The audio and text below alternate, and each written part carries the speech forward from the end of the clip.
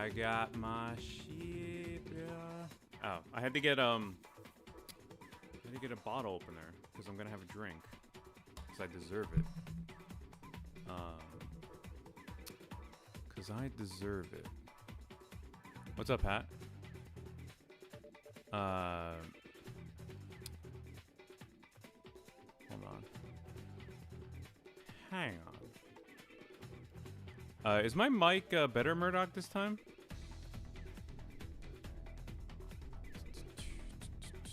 Yo, you got your blackberry seltzer ready?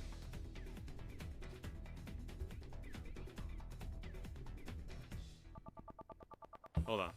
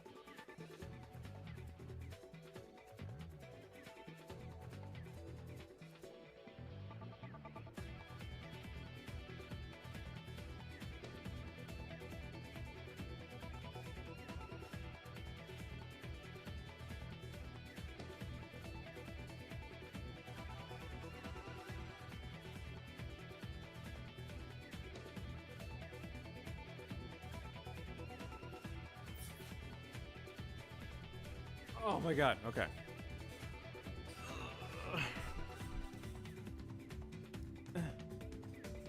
A lot better? Okay. That was probably an outlier then. It usually doesn't happen.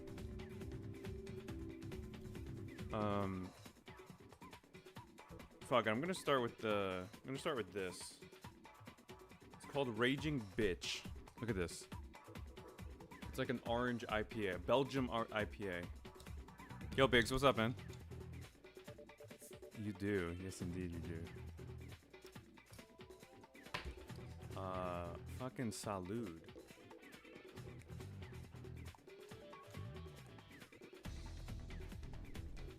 It's so good. I had to play it again. Hold on.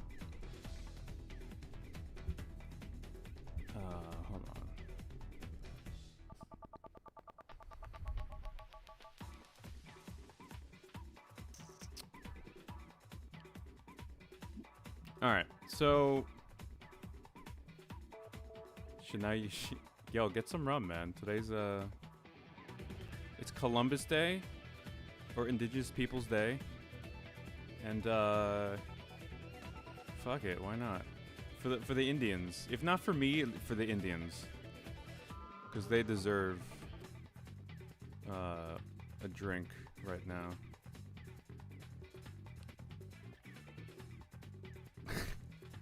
That COVID info. This is from like March, dude. This is like when we didn't know what the fuck COVID was. It says it was created in May. Yeah, that was like, it was early on.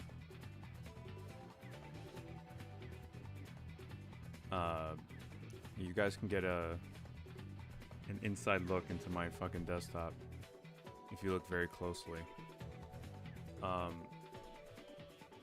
Cheers.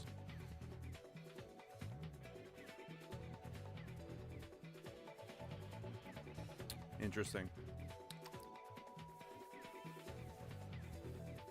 Don't they have enough? Well, what I'm saying, like, let's have a drink to their, you know, in their memory.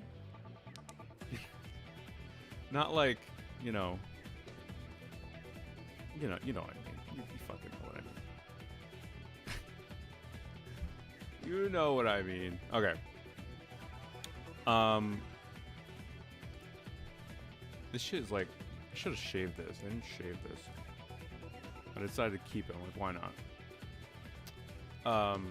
All right, so we're gonna go quick behind the scenes a little bit. So we're gonna watch it again. And we're gonna talk about it a little bit, everything that went into it, and then we're gonna like plan episode 8, which is gonna be involve time travel. So I want to get your guys' opinion on it because time travel can get messy, and specifically like Terminator time travel. So I need some ideas with that, because as I'm gonna go through this, like most of you have contributed to this, like, you know, at least once, and provided great ideas. So I definitely want more of that feedback. So let me pause the awesome Blitzball music. Unfortunately, I want to fucking listen to that shit all day. And let's go over this again and watch it, and then we'll talk about it afterwards. Business Insider just wrote an article here that breaks a record for the most out-of-touch article in human history. According to one estimate, wealthy couples in New York City need $190 million to keep their heads above water. Not sure you quite get what keeping your head above water means. I'm not sure you get it. About 5% of Americans are millionaires. Most of them, about 95%, have between 1 million and 5 million. And many think that's just not enough. The happiness number for a hypothetical, wealthy, non-working couple in their 40s with 2 teenage kids in an expensive private school in New York City. They live in a Parkside 5th Avenue apartment, buy art, take private jets, donate to charity, and have a household staff, a chef, a driver, and a housekeeper, plus 2 vacation homes. They're also setting aside $25 million for each child to inherit. This is what they view as keeping their heads above water. $18 million apartment on 5th Avenue facing Central Park. $2 million for furniture and decor. $1.7 million a child for a no-expense-spared educational strategy, which includes private school and tutors, music lessons, sports, trips abroad, and 4-year Ivy League tuition. Art, $20 million to $100 million a piece in a 7 or 8 piece collection, or about $1 million annually. Is this a fucking parody article? For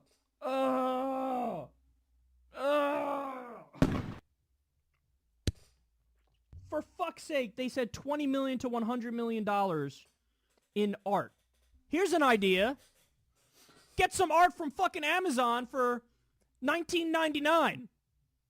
But please, you can't. Who can live without $20 million to $100 million art? Oh, yes, very good. $20 million to $100 million worth of art. I'm barely keeping my head above water here, Thurston. Yes, I've had to cut back on my art budget to $93 million. Oh, yes. Oh, it smells so good. It's like the perfect thing. They say, quote, billionaires view 100 million as the starting point for real money. They call it a hundy. Like, oh, they made it. They have a hundy. I think I just became a Marxist after reading this article. I think I just went full communist after reading this article. Holy fuck. Please, look at this pauper over here. Would you like to be one of our peasants? Would you like to sweep my floor or something? He doesn't even have a hundy.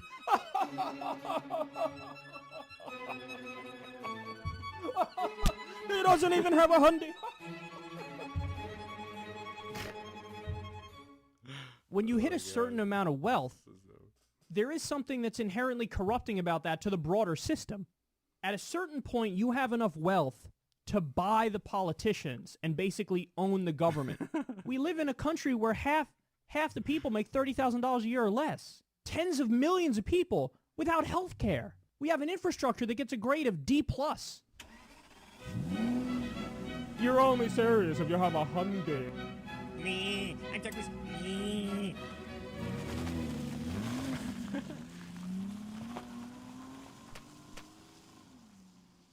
I love this me. You know, I, Ted Cruz, like to start every day on my knees. Preferably sucking a hairy Russian man off. What? I wasn't supposed to say that. And the IRS. Me, I'm Ted Cruz. Me. Oh my god. Isn't this... Dude, okay, so hold on, let me play some background music. Okay. I don't think this is too loud. Okay, this should be fine. Alright. So I'm not gonna play the audio obviously, but we're gonna go through it. Dude, the fact that like, so I've seen this like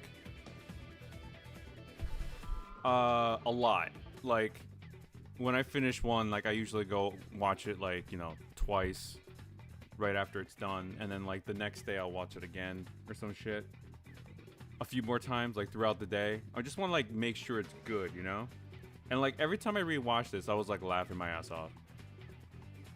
And you know, that's like, obviously that's not you would think like, oh yeah, you know, you made it, it's, you're, you know, of course you're gonna think it's funny, but it's like I never watched this in its entirety when I was making it. I would like rewatch the portion that I was doing, whether it be like, you know, the first interaction with the aristocrat and him.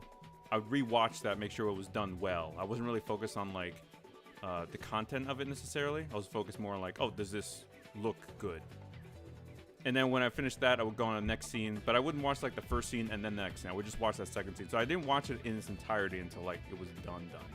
So, and even then, it still worked for me. Like, it'd be hard pressed to get me to say what's my favorite part of this, because there's so many good parts of it. Like, let me go through it. So at first, like, so I was worried that this would be a little too wordy.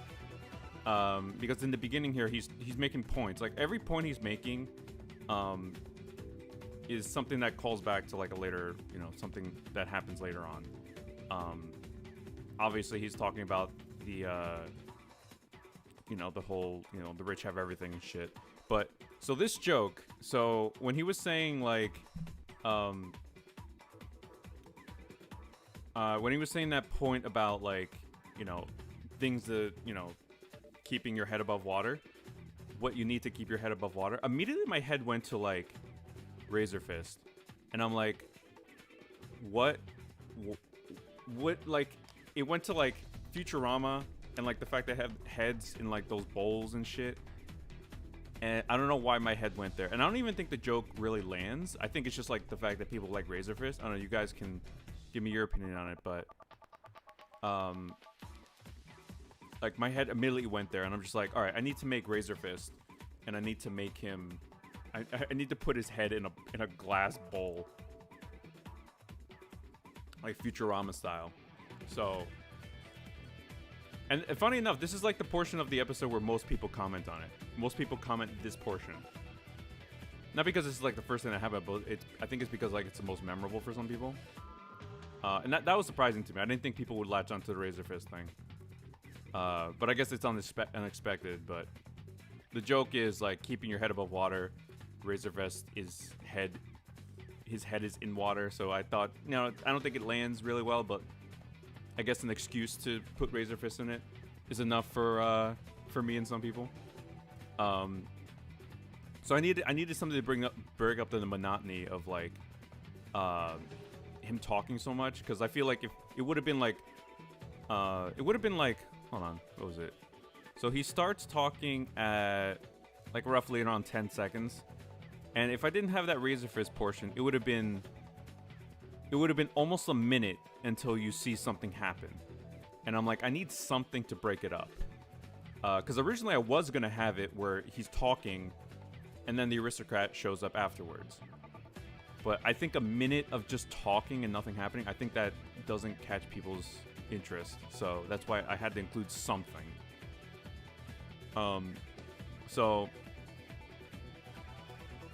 The first interaction is pretty basic. I was planning to use the music the whole time. The music was definitely going to be involved in somehow. And I was actually worried about copyright, because I know that song is a pretty famous song. And some songs have, like, the power to, like, break your video. Like, it's just unviewable for anybody. So I lowered the volume, I played with the audio a little bit, and I made sure that it didn't, YouTube didn't, like, kick my shit in and tell me, like, oh, you can't do this. So I had to test it out a little bit, but pretty self-explanatory. The fucking I love that Hat brought this up, like, at the end. Like, he should be holding his jacket the whole time. Like, obviously there's portions of this where he's not, but I think, like, that is his character. Like, he's just always holding his jacket. I think that was a good recommendation on Hat's part. And yeah, you see Razor Fist again because of you threw him on the ground, and I was like, his glasses are all fucked up. I actually had a lot of fun animating Razor Fist. I made a quick ass, like, little animation of his head floating in the water. I didn't want to go too ham. I mean, like, he's he's just Razor Fist, and the fact that all his videos are, like, black and white. I wanted to make him black and white for some reason. I don't know. I thought that, like, would fit. Yeah. Sofa's asking, what would I think Razor Fist was solving this? I don't think he will, and I don't care if he said something. I don't know if people are still pushing the debate he had with Kyle, if that's, like, still an ongoing thing. I have no idea. But if it is, like, sorry, bro. You got kind of bro-owned. What's with the Final Fantasy music? Bro, it's good music. It's good, like, talky music, right?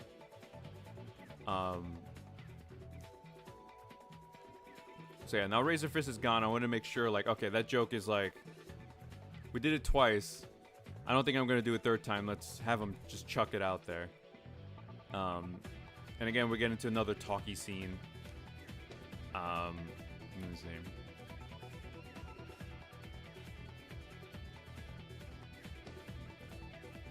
I had a lot of fun with the motion here, like getting his arms and everything moving. Like in the past, it would have seemed a little stiff, but I love, like, this is the first Secular Talk one where I have the new model with the joints, so his forearm is detached from his upper arm, whereas before it was just like one arm, just one arm moving at this pivot point. But thanks to the See or No stuff and the models there, I was able to do this for this one, and I think I'm really happy I went that decision, because that really helps with the fluidity of it. This one is, so I didn't include these pearls in the beginning, but I thought it would have been funny to include, like, a clutching of the pearls moment. This is taken from Hillary. Golden was saying something about that. I don't think it's a reference to Hillary. I don't think that was the intention. It's just a reference to, like, the fact that, like, they clutch their pearls, like, me? So I thought it'd be funny if he had pearls. It's very simple. It's a little sight gag, but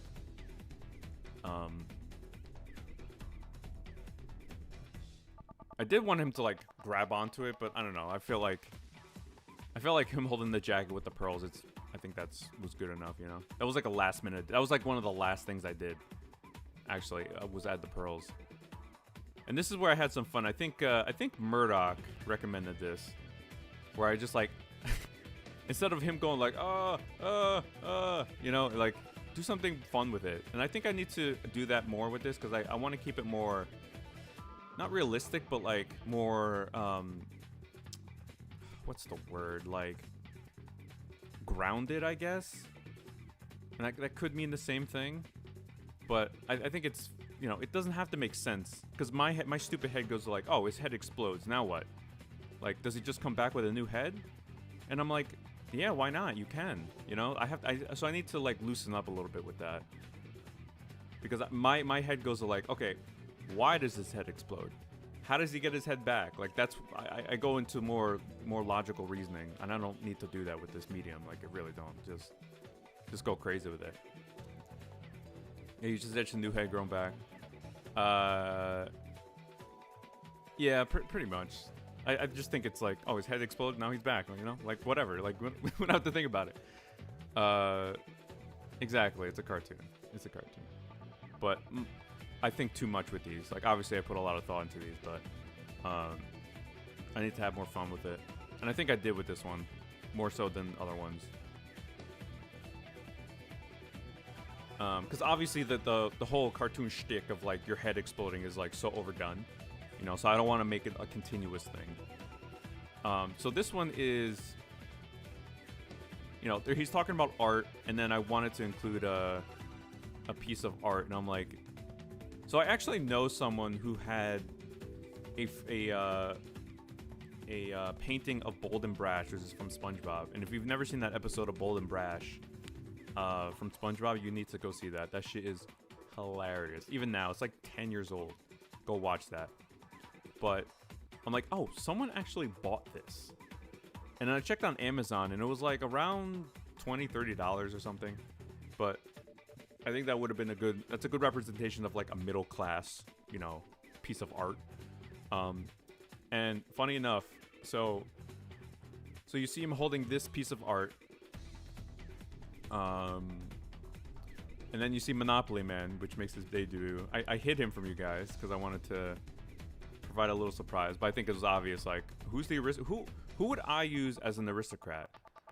I fucking love Monopoly. Of course, I'm gonna include. His name is actually Moneybags. I think it's Pennyworth Moneybags or some shit. Video Gamer, what's up, man? Yeah, we're just talking about that Razor Piss part. I knew people liked it, but I didn't think people would like love it. You know, I just thought like, I need to include Razor Fist here. And I think it'd be funny to include him in a Futurama style, but. So funny enough, these artworks, this artwork to the left is just a blue gradient with like a white line in the middle. Is actually sold for $43 million. That's an actual price. Someone actually paid that amount for that piece of art. And then the one to the right is like black. It's like half black, half white, and then with like a black strip in the middle, or to the left of the white portion. That's sold for $82 million. I'm not even kidding. I wanted to find like ridiculous pieces of art that sold for the amount that they're talking about, $20 to $25 million, or 20 to whatever $1 million worth of art. I needed to find something so ridiculous that would portray that like someone actually paid that for that. Like, and the Bold and Brash is ironically the better piece of the two because it's more, you know, more visually appealing. It's funnier. Why did I include Monopsman when he has nothing to do with Kyle? Why did I include Sub-Zero for the last one when it has nothing to do with Kyle? You know, I included him because, you know, he mentions Ann Coulter pretty much got fatality'd. I think Kyle mentioned something in the he was talking about the Ann Coulter thing. He was like, you know, she got Mortal Kombat fatality or some shit like that, and I'm like, okay, I have to include Sub-Zero in here. Like, it's just like, it just makes sense. And Monopoly because he's an aristocrat. Like, it's just, he's like the epitome of an aristocrat. So I'm like, why not include him?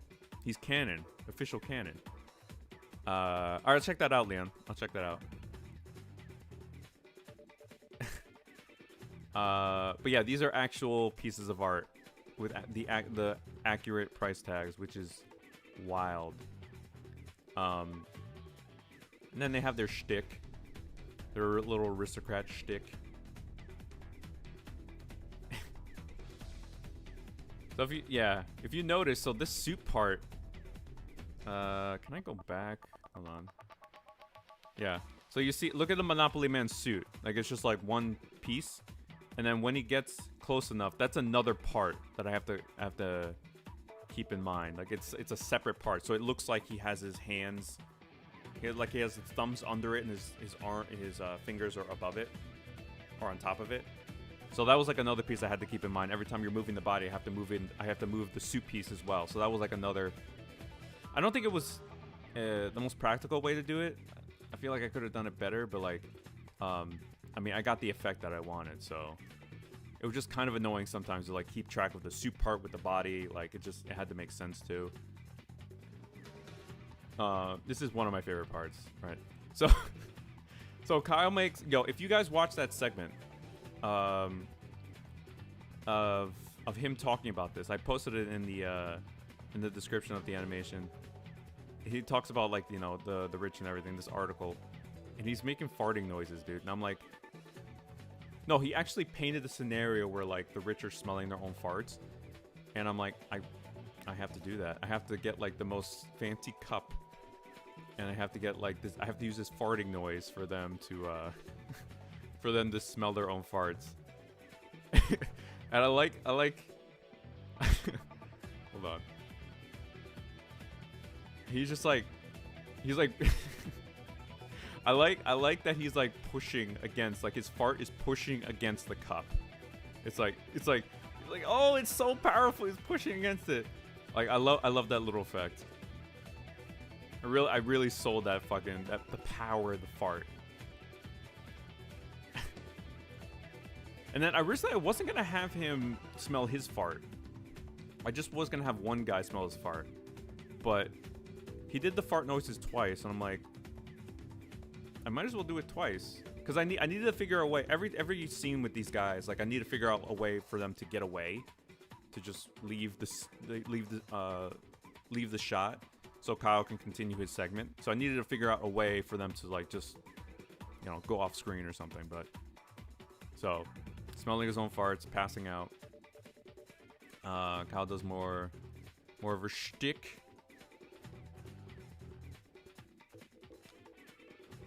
And I think the Marks part's coming up. No. It's a face palm. Yeah, this part. I don't know if someone did. I think someone recommended this. I forget who. But originally I was gonna have him like do the typical like, oh my god, his hands on his face, like. But I'm like, that's kind of boring. I need something more interesting. And then I remembered, or I don't know, maybe I thought of this. I don't want to take credit for something I didn't, but I do remember that image of, he's always posting like the Kermit shit and these different gifs of face palms and shit. Oh, you recommended Sofa? Okay. Yeah, so that was I did think of it? Okay.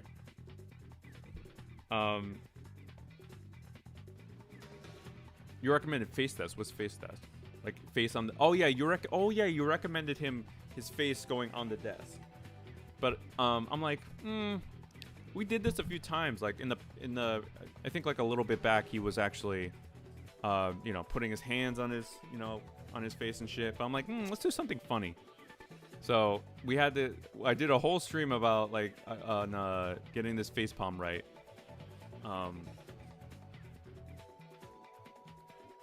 And it took a little bit to get correct, but I think it came out pretty well. It's just so ridiculous. Like he's punching his hand through his face, and just like it's just, like his hair is just like expanding. But I think it worked out. It took a little bit. This actually took a lot more work than than you would think, because I wanted to get it right, and I wanted the head to be to look somewhat proportional to like his hand going through his face. And the sound effect, of course, the sound effect is like what makes it. That shit, I think that shit was pretty good. I think I'm gonna make a GIF of that and then like have just people just like go facepalm GIFs, like just whatever. If someone's making a bad point. Okay, here, this is all Murdoch. All of this right here is Murdoch. Murdoch suggested this. I did not have this in the original script. But while I was doing the storyboard, this is why I do a storyboard with you guys, because if you guys come up with good ideas, I can include last minute changes. I just love the idea of, I think this is one of the funnier parts of the episode. This is like my top 3. Because it's just like Karl Marx just like sad and turning away, and then just like he gets, look, he's so excited because he hears someone's like into communism now and a Marxist. He's just like so excited to share the book of the Communist Manifesto. And then Kyle's just like freaking out. I'm like, obviously he's just fucking around. And he just leaves. He just leaves. It's so sad. Yeah, originally I was going to have him slip on a seltzer bottle and then fall. But like, I thought about it and I'm like, this is not really a comedic moment. It's just, it should be a moment of sheer like disappointment. And I think adding like a slapstick like slip would have been like a little weird. So I ultimately didn't go with that. I did animate it a little bit, but I don't think it worked. So I just went with the disappointment of him being told like, yeah, I'm not into communism, I'm just fucking around. That's like one of my top 3. Like, and it's so subtle, it's so like simple. Not much happens, but it's just like the fact, like, you know, who we're talking about here. Like, it's fucking Karl Marx, you know? It's just just so stupid. But that was a really good suggestion on Murdoch's part. Good on. Golf clap for you, Murdoch. Golf clap. Yeah, Murdoch, you agree with no seltzer slip, right? I think that was a better way to go.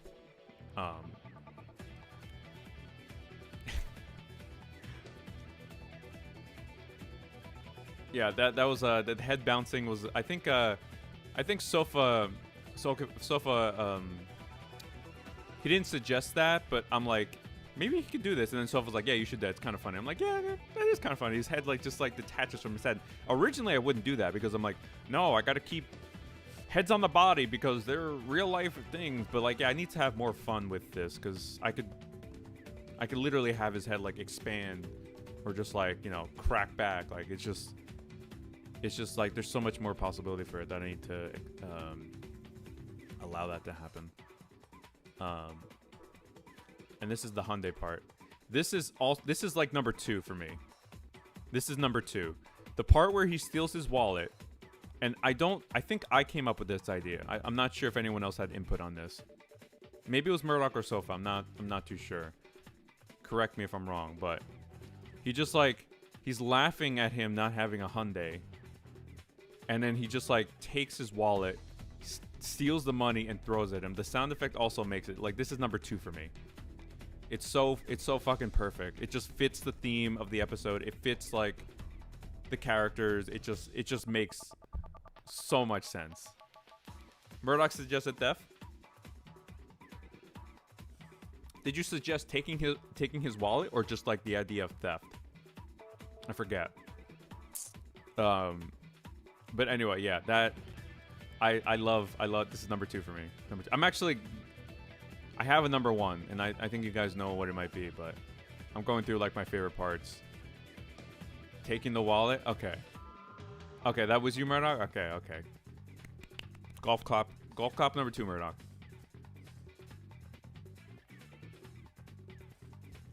Did you suggest him throwing it back in his face?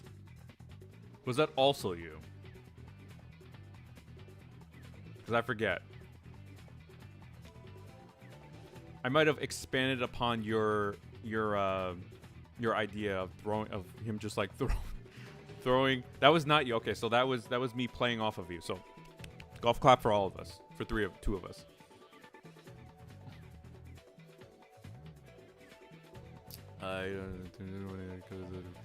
Exactly, yeah. And you know what's funny about that? We'll get into the Hyundai part. We'll get into that. Because I have a good amount to say about that. The whole idea of a Hyundai. Like, so obviously Monopoly Man comes and pokes him. So obviously the audio has him. The audio has him like talking for two people. So I'm like, okay, this is perfect. Like I have to have another person, another aristocrat in here. And it just works so well. Even the fact that they sound the same, like it doesn't really take away from it. It's just like it sounds realistic. Like it's just two people talking. It's like a three-person conversation. And then like I don't know, for some reason, like, oh my god, why was that so fast? For some reason, I thought like when they fall down from laughter, that just money just like explodes from the ground. Like I don't know. I'm just like, this works because I originally didn't have it like that. But I thought that might add to the whole idea that they're rich pricks, you know. And then I think this is where he goes on his tangent. Yeah, he goes on his tangent of like saying the same couple things that he's always been saying. Which is you know, it's like he'll never have to say this shit again. Just like here, just take this clip and then you never have to say this shit again. Okay, so here we go. So this is the Hyundai. So Sofa was mentioning something like, why is the Hyundai not like decked up? Why is it not like golden? Why is it not like, you know, rims are like crazy looking? Why is it not like, you know, has like a statue in front of her or some shit? And I'm like, I thought to myself, yeah, why not? But then I also thought like, that's the joke. The joke is like Hyundais are not that expensive. Like Hyundais are like 25K or something. Oh, let me look this up. I'm actually gonna look this up. Hyundai 2020. Hyundai USA official site. What's happening at Hyundai? Yeah, like, so this one is a 5-passenger SUV. It starts at 26. Hyundais are not like crazy when it comes to cars. Like that's like typical for a decent car, you know? I bought my car for around the same price and I'm not fucking floating in cash, you know? And it's a fucking Subaru. So I'm like, that's kind of the joke. Like the joke is like they're looking down upon people that don't have this thing, but this thing is like, you know, it's like on the average cost of like, you know, buying a car. So I'm just like, yeah, I don't need to deck it out. Like, that's the joke. The joke is a Hyundai is like this, you know, high-end thing that average people can't get. But I'm like, what do you mean? It's like on par with all the other cars. So I thought like, yeah, let me keep it. Let me just make it red. Let me just whatever. Yeah, there's a lot going on here with the head turns. I had to make sure I had to sync all that shit. That shit was annoying, but that in the end it does make for a good effect.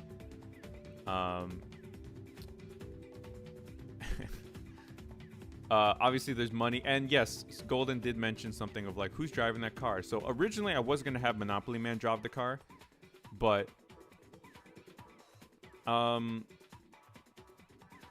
don't know why it didn't look right. Like I put him in the back, his hat would like go beyond the car, and I could have like, you know, shortened it or something, but I don't know. I didn't think this was Monopoly Man's moment. This was like solely Aristokyle's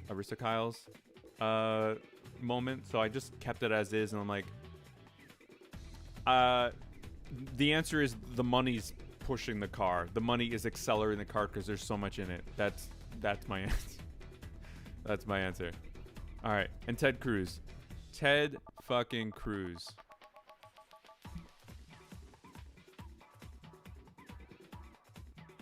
You should have added the Chinese kids. Yeah, Murdoch was suggesting that someone's pushing the car, and it'd be like, you know, these Chinese kids. I I don't know. I didn't like that idea too much. I didn't like that idea too much. I guess it's ego. His ego. Yeah, I guess you could also say that. But yeah, I like to think like now looking at him like it's the money. Sure, the money is accelerating the car or something. You know, I could have drawn a butler, but I don't know. It doesn't have to make sense. So Ted Cruz. So before this, when he was like talking this segment, he's like mentioning like, oh, you know, this allows, you know, rich people to buy politicians and stuff. So I'm like, who better to include in this car or as that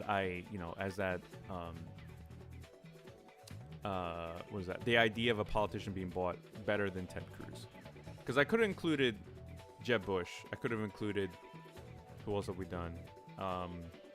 I think Jeb Bush and Ted are the only politicians we've done so far. Yeah. And I'm like, I wanted to include Ted, not only because it's Ted Cruz, but because it's like, well, because the comedic opportunities are just like massive. But I wanted to redo his model because this model looked kind of ass cheeks before this. Let me see. Where is it? Where is it? Episode 2. Elements. No, wasn't here. Character models, Ted Cruz.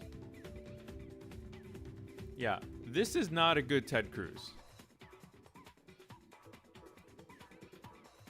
God, he looks so reptilian. Oh god, these are like prototypes I've done.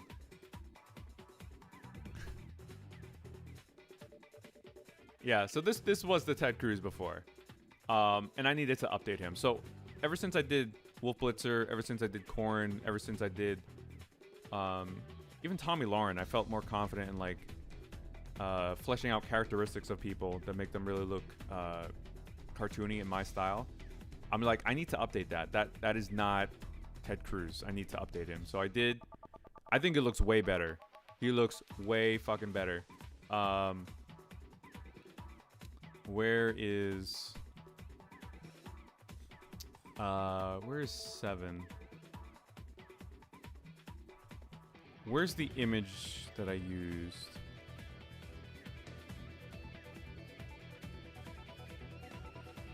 Ted Cruz. Oh wait, this is oh, this was it. Photos. Yeah, also he has that beard. Wait, this is 7? Why is Ted Cruz in here? Oh, I must have like added this folder thinking like, oh, I'm gonna update this one. New Ted Cruz pics. Oh wait, hold on. Yeah, this is what I use as a as a template.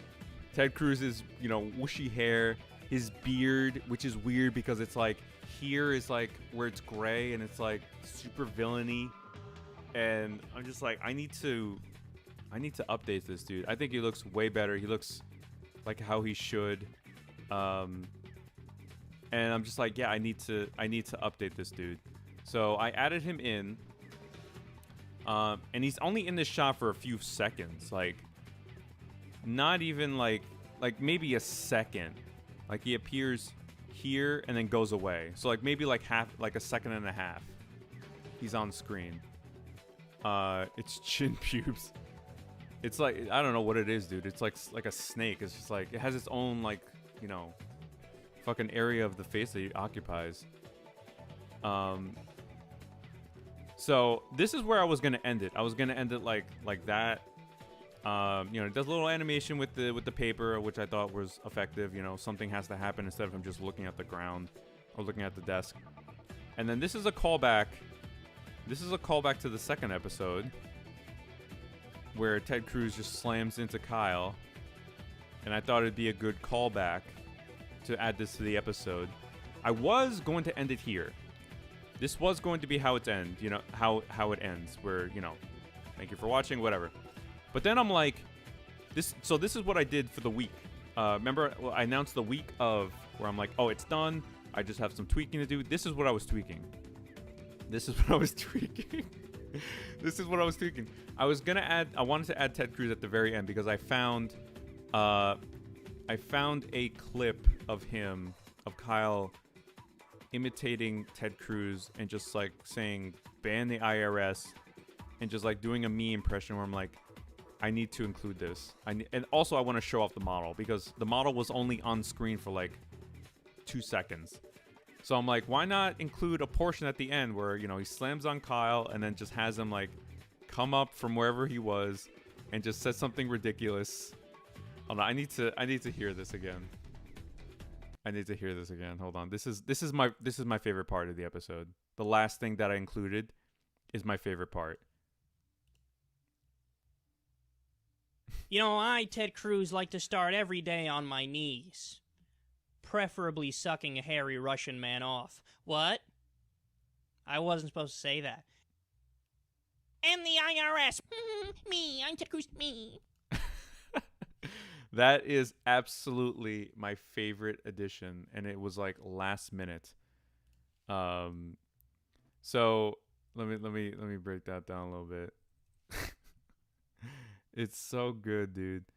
Like the IRS thing is just like it's so perfect. It's so Ted Cruz, and it's just like, oh, I said I wanted to suck a hairy Russian man. Let me go back to my policies, which is end the IRS, and he actually wants to do that. Look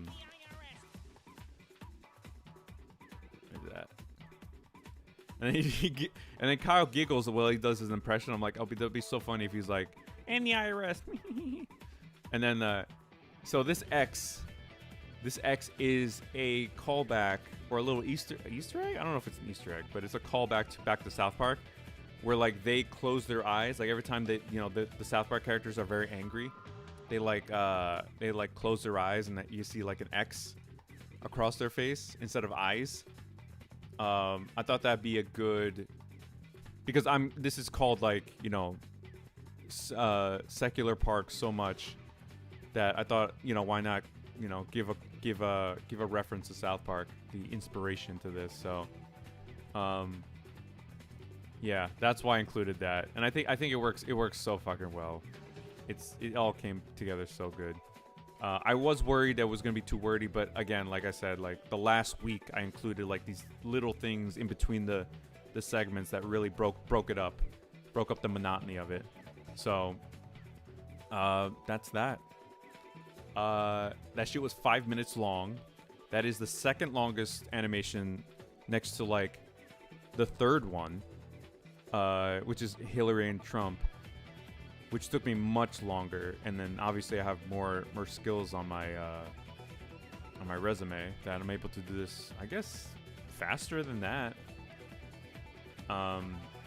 So yeah, this was like the most fun that I've had, and I really think this surpasses See or No.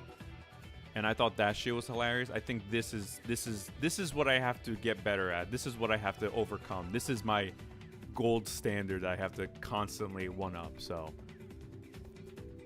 yeah, onto episode 8, I guess.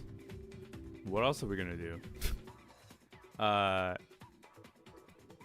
All right, let's I think that's everything. I think I'll make this like a YouTube video for like a little piece of content for behind the scenes, because last time I did behind the scenes of all 5 in a row, which was like an hour. I think this is more digestible for people. Where's 8? Where's 8? There we go. Oh, here's 8. Okay. So, okay. Let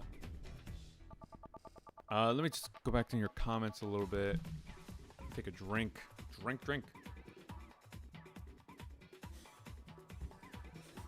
So if you guys have any feedback for it, I'd love to hear it. Good or bad. Constructive or not, I would love to hear feedback. Let me see.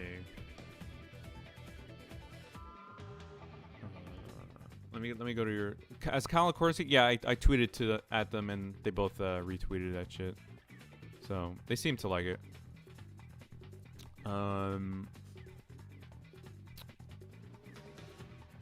Fuck. Oh, you think it's better than See You No stuff? Yeah, I agree.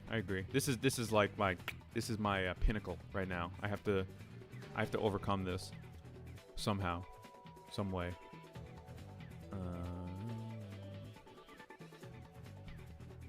Yeah, Kyle retweeted it. So did Corin. They seem to enjoy it. So,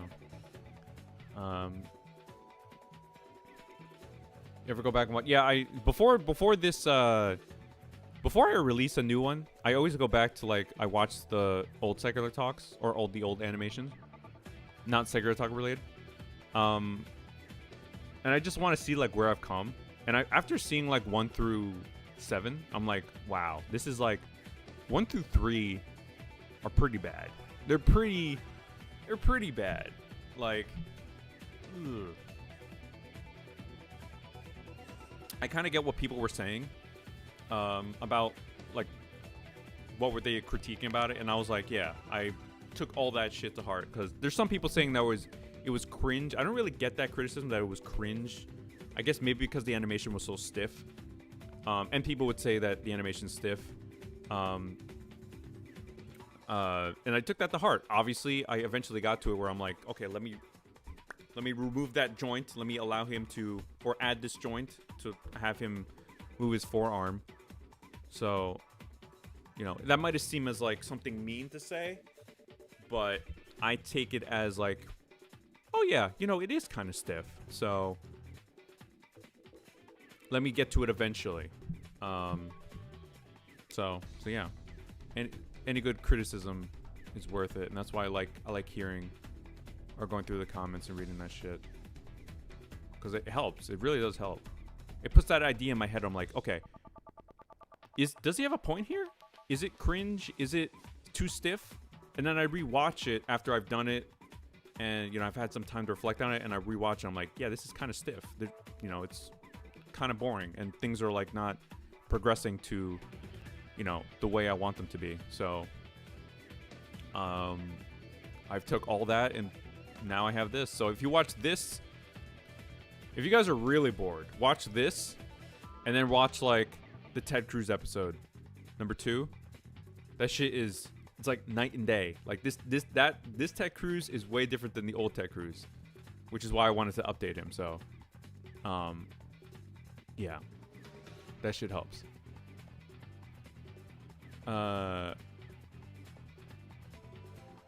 Seo knows a second, you think, Golden?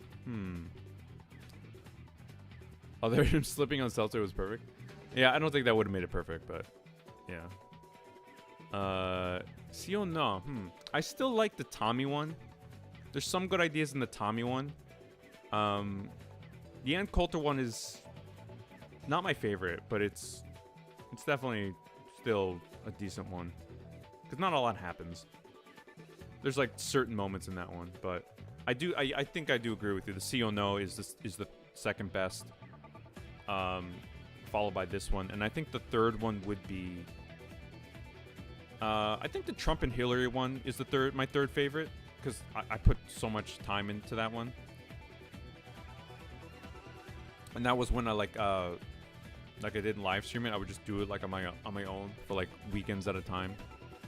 And I had like there's 3 characters on screen at all times, so like I have to like organize this. I have to plan this. Yeah. Mr. Kano. What's up with Mr. Kano, Malawi Gamer? You expected the Karl Marx stuff to be much longer? Interesting. I didn't plan for it to last too long. That's the thing. It was just like a slight little moment. Even though I had to take time to make the model and do all that stuff. Those models take a little bit, you know. I want to make him look like the person that I'm portraying, because obviously his shirt doesn't say I'm Karl Marx.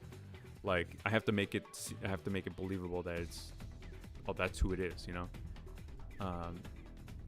Play the song. All right, I will, Miss Hat. I will. I shall.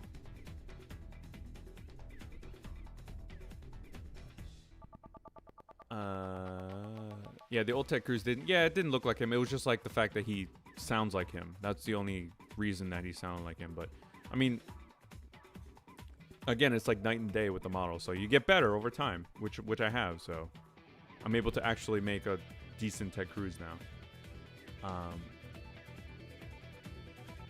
Okay. So we're gonna work on 8, or like plan out 8. So this is gonna be. So we're gonna have Sam Cedar in this one. Sam Cedar is going to be a Terminator, right? It's gonna be called Libertarianator. Please shout out if you like. I mentioned this like months ago, probably more or less than a year ago.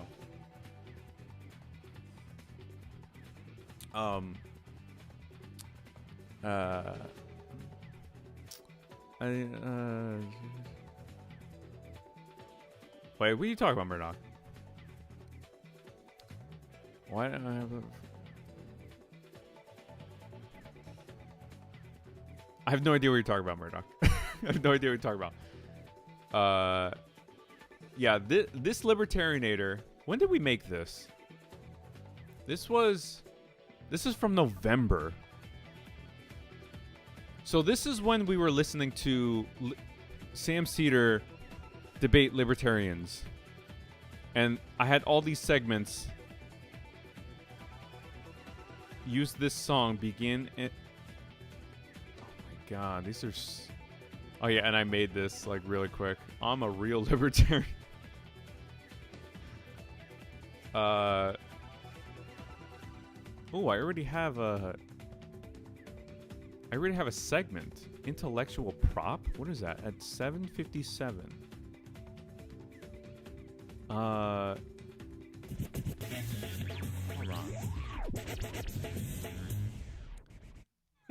Let's go to the phones. You called from a skin dress. 372 area Make code. anyone Who's an it? animal. 7:50. If she was not my daughter, I would have intercourse with her.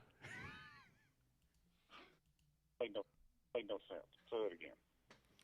Look, just the idea that you think that you could take me to court is proof that there's no free market. Why? How would you take me to court if there was a free market? What rights would you have? What? Intellectual property. What? How Wait, do you wait, make wait. that point? Does intellectual property exist in nature?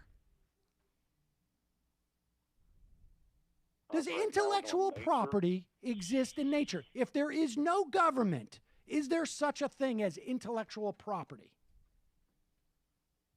Sure there is. Really? Really? Yeah, I mean, copyright laws. Where do you think Well, I mean, copyright laws come from?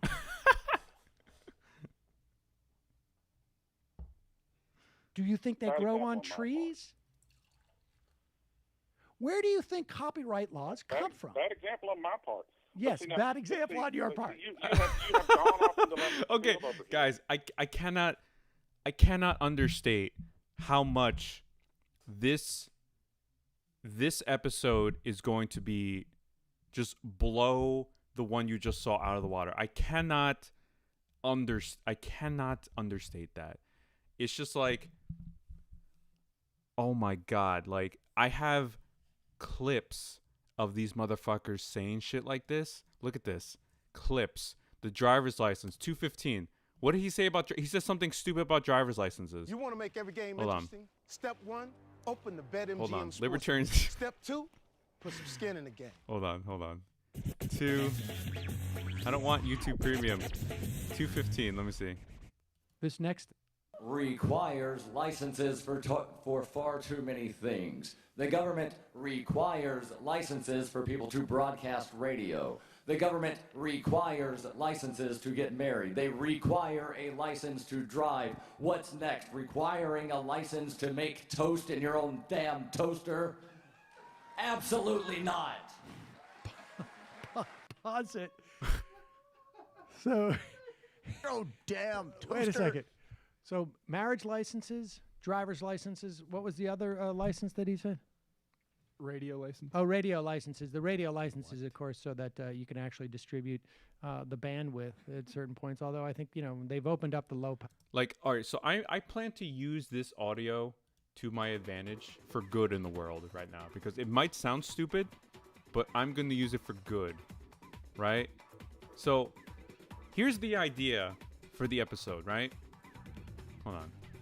I already have a name, dude. Libertarian Aider.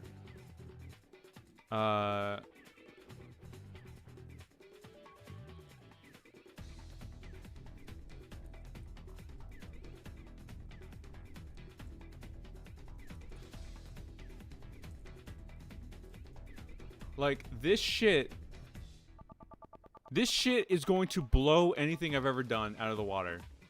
Like, you might think I'm just like, you say that all the time. I'm like, you're damn right. If it's a good idea, it's a good idea. Like, so, all right.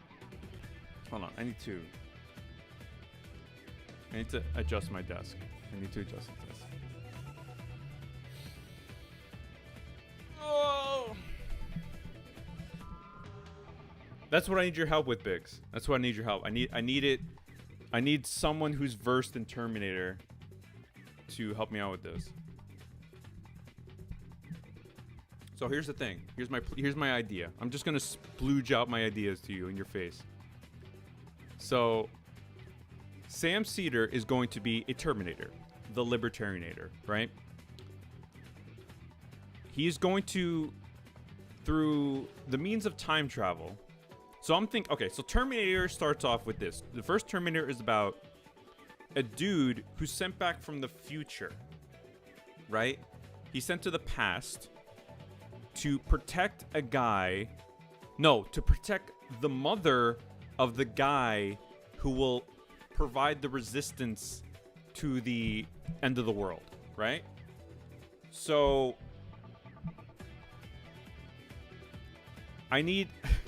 I'm thinking of, like, should the episode start off? I'm thinking of this might be a two-parter. This might be that big.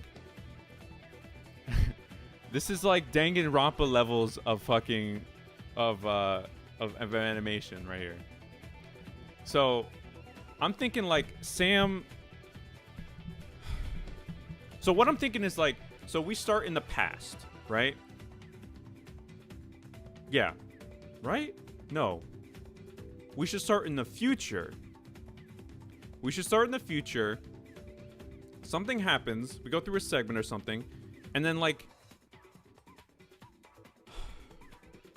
See, I'm conflicted. Like, should this start in the past? Should it start like Terminator 1? So if it's... Let's say if it starts in the past. I'm just going to be rambling right now. I'm just going to be throwing ideas. What if it goes back to time to kill the first conservative? That's a little dark, Biggs. It's a little dark. You can do a Nostradamus. Hey.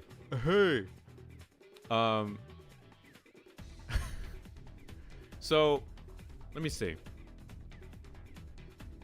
I'm thinking like, okay, so I'm thinking the segment will start off with the old studio, right? I'll provide like, okay, what year it is, whatever, 2016 or whatever. He'll still be in the old studio, and people will be watching like, the fuck? Why is he in the old studio?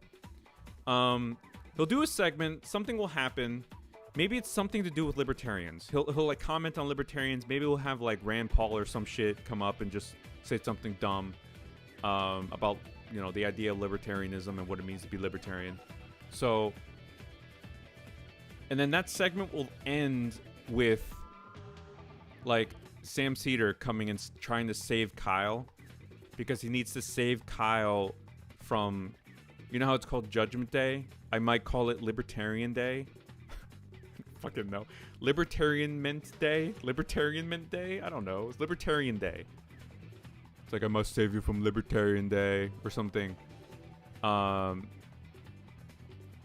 then that would be like the first part. So then the second part would be in the future, where it's like No, yeah, it would have to start in the future. Liberty Day. I think Libertarian Day is good. I think Libertarian Day is good. 'Cause Liberty Day is like, I guess it could be, you could think of it as Libertarian Day, but like Libertarian Day is more in your face and more to the point. Liberty Day is like Liberty Day. Yeah, the first. So, okay, so the first part has to start in the future, right? Jesus, you're right. So it would start in the future, right? So it would start where we're at. Because yeah, the story. I'm trying to think. I have so many pieces in my head, and I got to put them together right now. So I guess we would do a segment. Let me see what this Kyle Libertarian. Let me see this. Let me watch this real quick. I put this here for a reason. Only one filter eliminates virtually all dissolved solids for the purest tasting water. And it's not the one you Let's do Oh God. a throwback here of Ayn Rand. Hold on. The Maybe we'll introduce Ayn Rand to make the point. And then here we go. So already my head's churning. So Kyle will do a segment. Hold on, I'm getting jumps. Okay, we're good. So Kyle will do a segment about Ayn Rand. Ayn Rand will be the shithead of the week, right? For this episode. She'll be black and white because that's hilarious. And stuff will happen, and it will turns out that this Ayn Rand is actually a T-1000, as I call them, L-1000s, right? Sam Cedar will kill her, the L-1000. It's a robot. And then Sam will tell Kyle of the growing threat that will come with Libertarian Day, right? And then I think that episode will end where Libertarian Day will happen, and like Kyle will die. Like I was thinking of like, what if a libertarian Terminator or libertarian robot killed Kyle? What if the episode ended with Kyle dead? The cartoon Kyle. Okay, I gotta make that.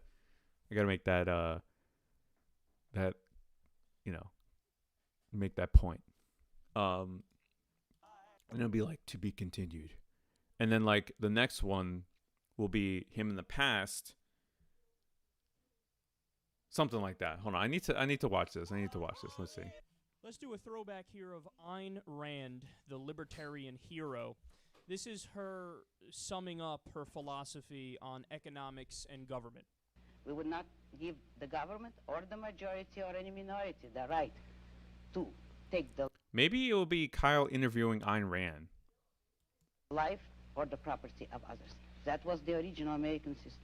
When you say take the property of others, I imagine that you're talking now about taxes. Yes, I am. And you believe that there should be no right by the government to tax. You believe that there should be no such thing as welfare legislation, unemployment compensation, regulation during times of stress, certain kinds of rent controls and things like that. That's right. I'm opposed to all forms of control. I am for an absolute, laissez-faire, free, unregulated economy. Let me put it briefly. I'm for the separation of state and economics, just as we had separation of state and church, which led to peaceful coexistence among different religions after a period of religious wars. So the same applies to economics. If you separate the government from economics, if you do not regulate production and trade, you will have peaceful cooperation and harmony and justice among men. Agree to disagree. No, to me, that's an idea that is solely based in theory. Okay, see, that's the thing about libertarians. I agree with them on many things, probably about 40% of things. We're on board with The NSA spying, I think that's ridiculous. We're on board with foreign policy. Most of them are non-interventionists. I'm a committed non-interventionist. Most of them are against the drug war, and not only for the decriminalization of drugs, for the legalization of drugs. I'm on board with them on that. So there are many areas where we totally agree, but then there are areas like this, where it's purely based on something that they thought out and argued in their head, but empirically, when you apply their ideas, it goes to shit. Okay, and they hate it when you bring this up, but it's the truth. You want to know what a libertarian system looks like? Look at Somalia. Somalia has no centralized government, and everybody has weapons too, and you have just warlord factions. It's pure private property system, okay, but it's all warlord factions fighting each other. When there's no centralized government, you do lose organization and structure. That doesn't mean the government can't get too big. Of course it could get too big, but the answer is no government? I mean, the problem is the absolutism. I mean, therein lies the religious absolutism of libertarianism, that the government never, ever, ever has the answer, and you need to totally separate state from economics. I mean, think about that. She says no taxes. That's what I want, no taxes whatsoever. Okay, so then say bye-bye to bridges, roads, the army, cops, courts, the FDA, to make sure that your food doesn't give you E. coli or salmonella or some sort of toxic poisoning. Now, of course, they would respond to each and every one of these things. They say, well, roads, we'd have private roads. Yeah, we would, and they probably suck. And not only that, when you turn on to all different ones, you'd have to pay a toll every time you make a turn. Do you want to do that? You want it to cost $17 for you to take a 10-minute ride because every street you turn on, you have to pay for it? And also what happens when it snows, for example. Half the roads might not even plow them on time because they're privately owned, and then half the ways to get to work are fucked up. I mean, there are so many practical problems when you apply stuff like this. Private bridges, people just wouldn't, I mean, look, they would find ways to get across, but they wouldn't build good bridges that last a long time because there's no profit in making the bridges, and it wouldn't just be helping you, it would be helping everybody else. There are fundamental problems with this, and she would say privately fund the cops and the army and the FDA and stuff like that, or the courts. And the problem with that is... Ooh, here's an idea. What if Corin went back in time? Like, I'm just trying to think of like how to make this into like a spoof of Terminator 1. What if Corin came back and had to like save Kyle's mom or something, and then it turns out Corin was like Kyle's father? I don't know. I'm just spitballing here, but anyway, let me see if I can get a gem in here. Who is the army going to represent if it's only rich donors giving money to the army? They're only going to represent the rich. What if Corin was same Kyle's thing with father? Cops and courts. If it's only the rich funding it via voluntary donations, whenever there's a problem and the rich have some sort of dispute with the poor, they're always going to side with the rich because they fucking paid them. So many problems with this. Or how about, look, let's get into some other stuff here about regulation, because she said separation of economy and state. Well, so that means there's no child labor laws, because that's the government infringing upon the liberty of a business owner to freely talk to other people and make contracts. If it happens to be a child, well, none of the government's business. They don't have the authority to step in and say no. I'm already thinking like this could be like part of the segment. The segment would be him talking to Ayn Rand, and then she makes her points, whatever. They go back and forth. They have a conversation, and then the conversation is abruptly stopped by Sam Cedar, Libertarianator, who will tell Kyle what will happen in the future. So I feel like it should start in the past. In the past, yeah, because to prevent the future. Something like that. Yeah, right? It should start in the past. And then, he shoots the Ayn Rand robot, and then he tells a story, and then you see, like, what happens. No child labor laws. I'm already spitballing, but we'll see. Hold on. No minimum wage. That's long gone. No safety regulations. So let me give you a few real-world examples here where their ideology fails. How about when GE... and it's something like, because, like, Libertarian Day started because, like, we actually... Yeah, a light interview. Libertarian Day started because we actually took these people seriously and we actually had a conversation about it. Like, we just need to... The moral of the story, whatever, is to, like, not acknowledge these psychopaths, Just not acknowledge it. Notoriously and infamously dumped toxic waste into the Hudson River because it was cheaper to dispose of it in the Hudson River. So what ended up happening? Government regulators needed to step in and say, hey, asshole, now we're going to fine you and you better find a way to dispose of this stuff safely or else we're going to put your ass out of business.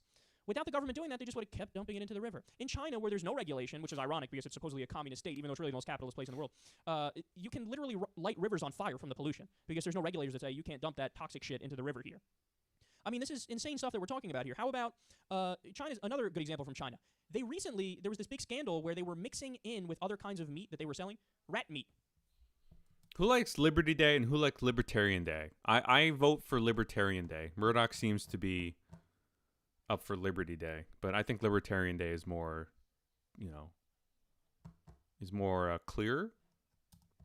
Now, again, the government isn't overseeing, isn't regulating. It takes the government to step in and go, hey, if you do that, we're going to put you out of business. Hey, if you do that, we're going to fine your punk ass. You're not allowed to do that. That's 2 for 2. Now, some libertarians would fire back and say, well, no, we're against that because that's fraud. They're saying they're selling something else, and it's not actually something else.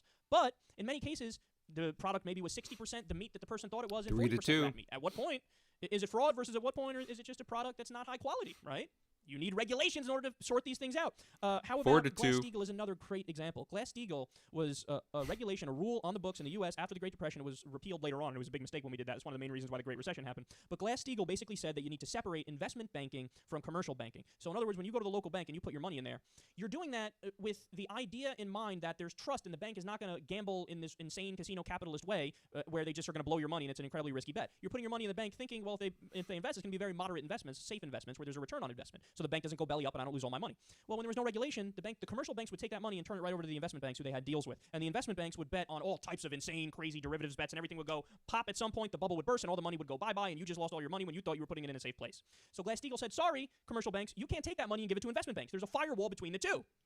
And that was gotten rid of at one point, and of course that led to massive problems. But that's a good regulation that protects people's money when they have an expectation that it should be protected. Or, I mean, if there's a pure libertarian economy, no regulation, then... I mean, to be honest, it doesn't matter what we name it. It could be called Jetpacks for All Day. It doesn't matter what you call it, because if I make it clear, like, this event happened and it was disastrous, like the Libertarianator, the L1000s took over, I could call it fucking anything. Like, obviously the characters will make it known that, like, this is the day where this happened, you know, and then they name it something. Like, it could be anything, but it's just like, I don't know, Liberty Day sounds too, like, Judgment Day in Terminator is called Judgment Day because it's like, oh, Judgment Day, like, what the fuck is that? If you call it Liberty Day, it's like, it seems kind of happy-go-lucky, you know? I don't know. That's just my thought. And most people seem to think Libertarian Day is better, so. U.S. Attorney John Durham has filed the first criminal charge in his investigation. Bruh, ad block. You gotta support these channels, dude. Watching the ads support the creator. Fuck ad block.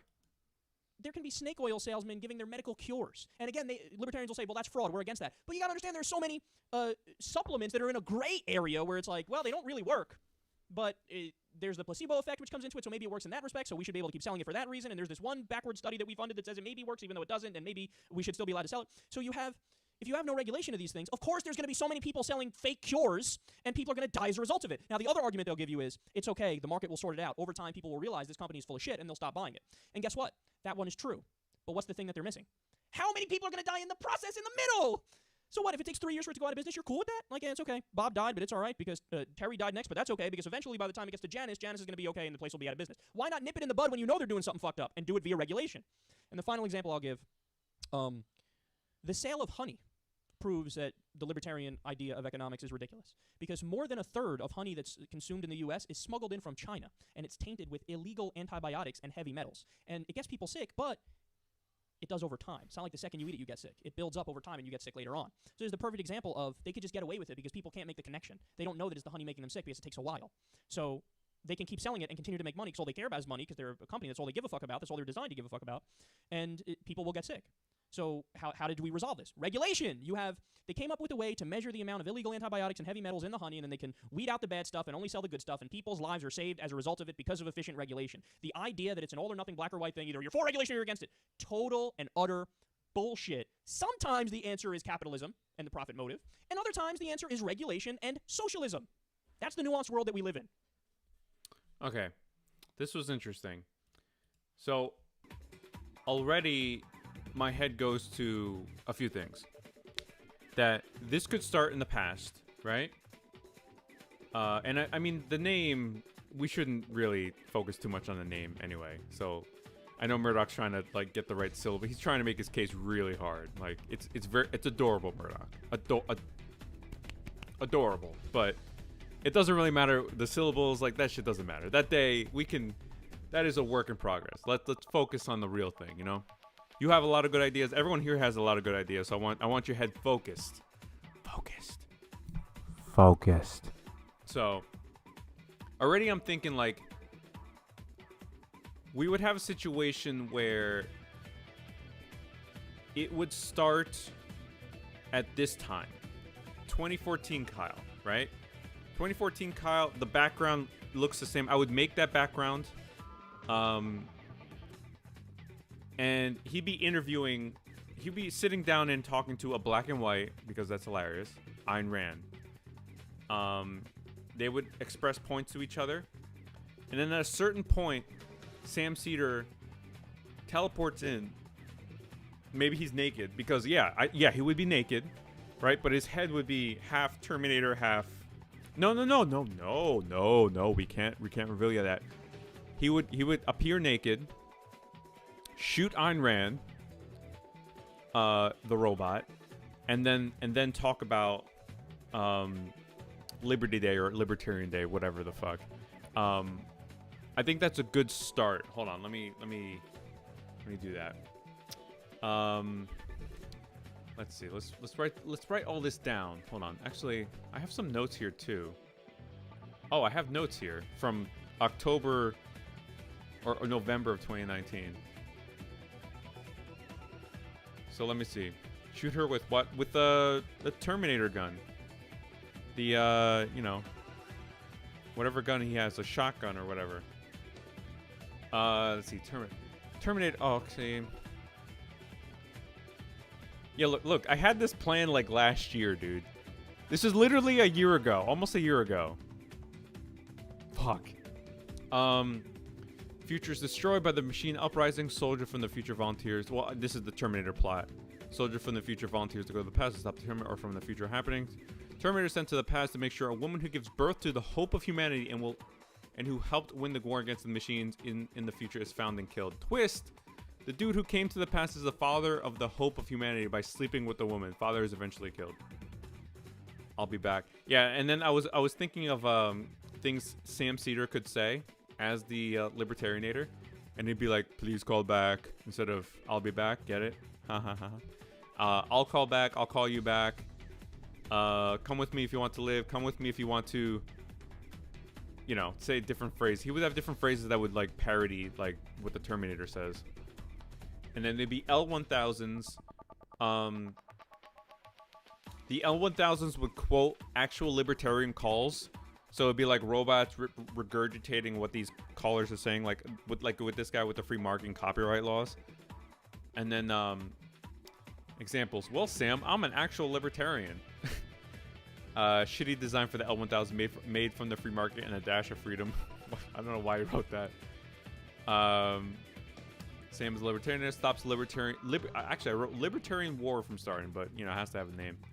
Called this segment about libertarian.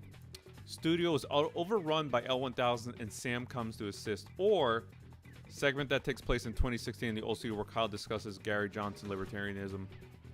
L1000 kills Kyle character or goes to the future to start the libertarian war. Or start or stop?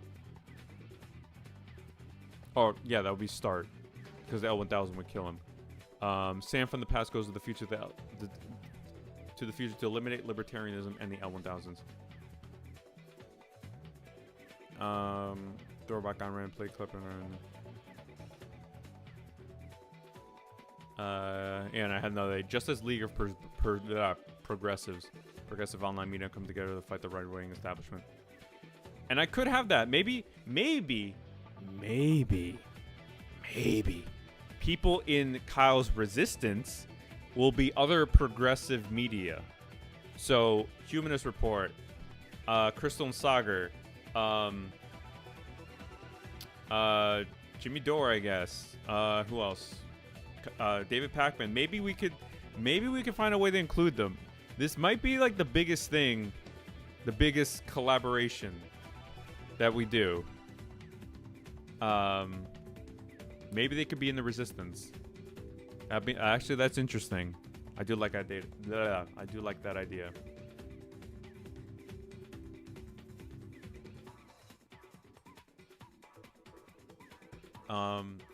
Tim Black. Yeah, I don't listen to much Tim Black, but yeah, I mean Sagar.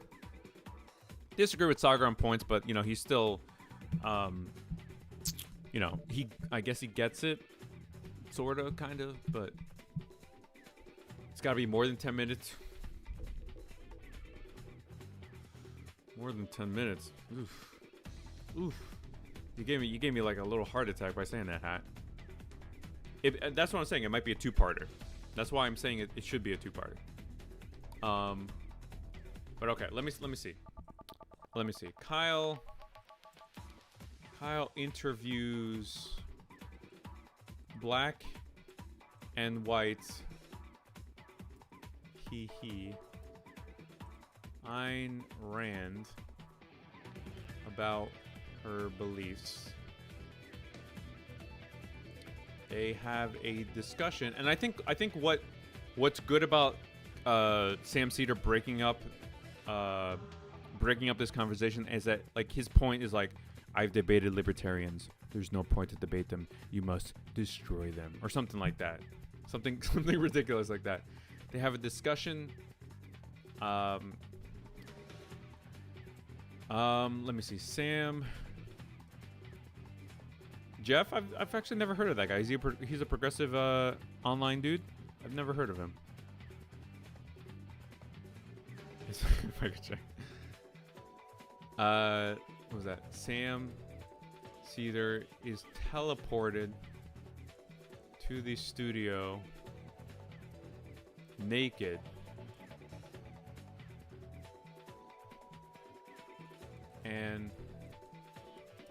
And shoots the Ayn Rand L1000 robot. All right, so Sam would be naked in Kyle's studio.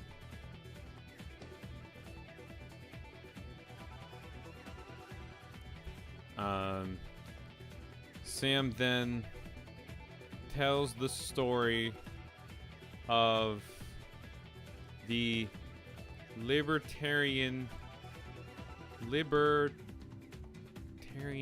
uprising, Libertarian Day, name tentative. I think that's a good start.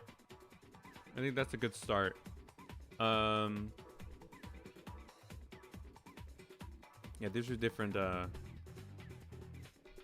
Use this song, begin anti-Semitic run. Yeah, so these are all diarrhea. Hold on, let me. Let me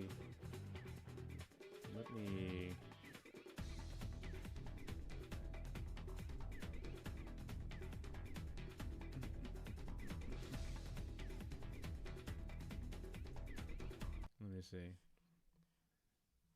Can you actually make Sam come through there with a rooster that is also a robot and a laser gun? Hold on. Make Sam come there with a rooster. Why a rooster? And then take the rooster. I don't get that. Explain that, Murdoch. Explain. Jeff is super underground, former TYT Nation. No Mickey. That's true.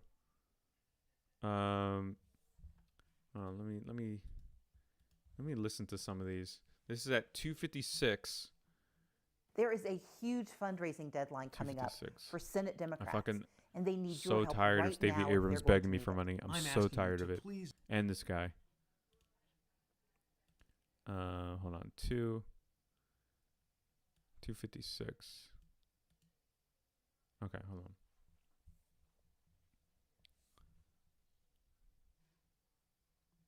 Wait, but why is it a rooster? A laser gun rooster? No, I wasn't following the back.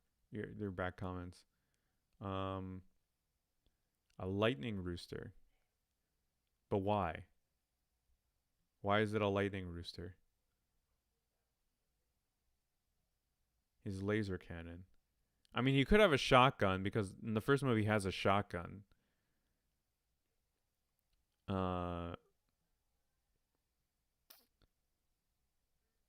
Don't tread on me, flag. Yeah, they would look like, parted hair, glasses. Like, it would be like a T-1000, but like way less intimidating. I mean, Ben, do you have diarrhea? that's part of. Excuse me? Do you have diarrhea right now? I do not have diarrhea. Do you know why That's you funny don't you have ask. diarrhea, Ben? Because the government makes I have sure that diarrhea your 'cause I water speak is the truth. potable. You want to make every game interesting? Fucking Step ads. one, open the BetMGM Sportsbook. Step 2, put some skin in the game. He did steal a shotgun, yeah. I'm sorry? You don't have diarrhea because the government makes sure that your government makes sure that your water is able to be drank. Do you have a car, Ben? Well, maybe I'm all right to take the risk. And every time these libertarians make the point, and then Sam just like gets them on a checkmate, and then they acknowledge the checkmate, that's when like he just blasts those fucking L1000s. Of having diarrhea in my water. Maybe that's fun. Maybe that's part of what I see in freedom. Freedom is the freedom to drink poisonous water and to drink and eat poisonous food. Do you drive? Freedom Ben? is to take chances. Freedom is to take chances. Do you drive? You drive in LA? What highways do you take in LA? Highway 5? I take the 405, 101. These federal highways. Why? Why don't you take responsibility for yourself and forge your own roads? Excuse me? Why don't you forge your own road? You're relying on the government. What do you mean? Why don't I just walk everywhere? I'm waiting for the checkmate. That's impractical. Oh, it's impractical that I walk everywhere. It's impractical. Okay, well that's when he would... hold on, let me see what you're saying, Murdoch. So the first is for the Animator for the word that's ours week. Okay. I mean, I get it, but I think that's a stretch. Rooster. Yeah, you're trying to make a dick joke. That's what you're trying to do, right?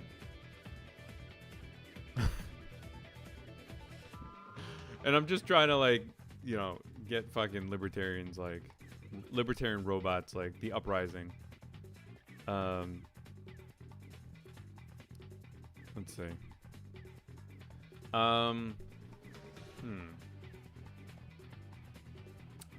So what would happen here? Right? Expand dong.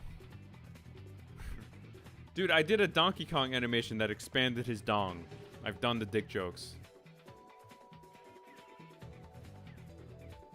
I've done one too many dick jokes. Sam then tells the story. So maybe he's telling the story. Here we go. So then it cuts when Sam tells him the story of the libertarian uprising. He tells him. Sam then tells the story of how he debated libertarians for so long to no avail. Is that how you spell avail? Avail. Like that, right? To no avail. Cut to a segment of the Majority Report,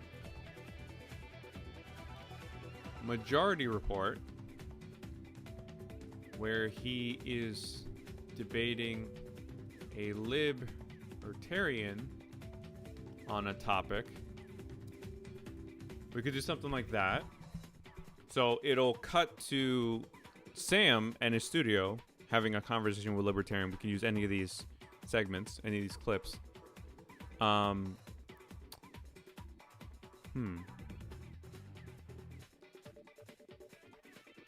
So then he tells that story, and then I guess it cuts to another one. He's like, for years,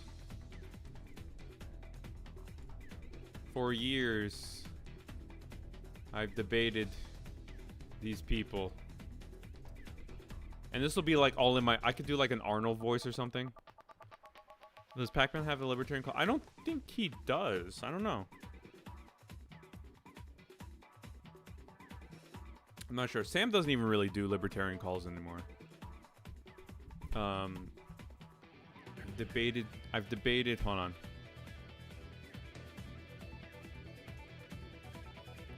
For years I've debated these, for years I've debated these people. And still the calls came in. So, cut to another segment. Another segment debate. All right. Let me play Hat's music or whatever you put in the Discord. Oh my god.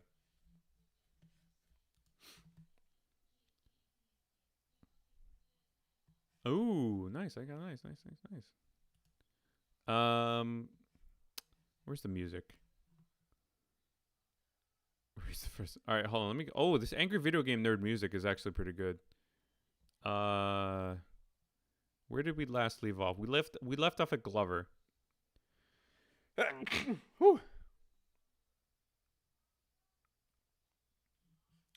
Whoa. Okay. Hold on. Let me play this Splatoon song. Let me play this song. I'm gonna go to the bathroom. Okay, I gotta break the seal. Be right back.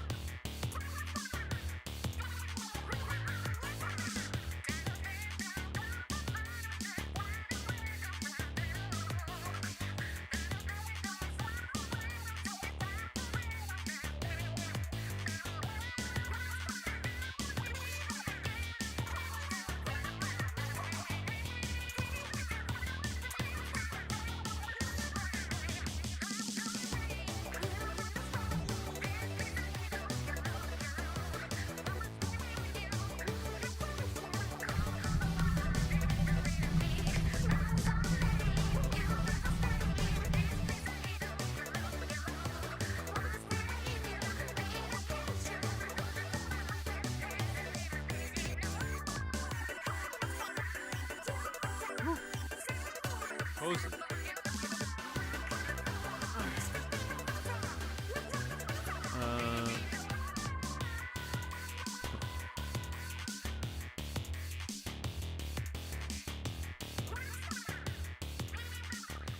Bro, we gotta get an order, bro. We gotta go in order.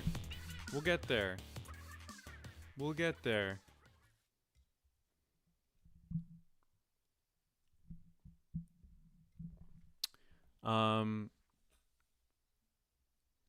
Let's see. We'll get there. We'll get there together. Super Mario RPG. Alright, hold on. Splatoon.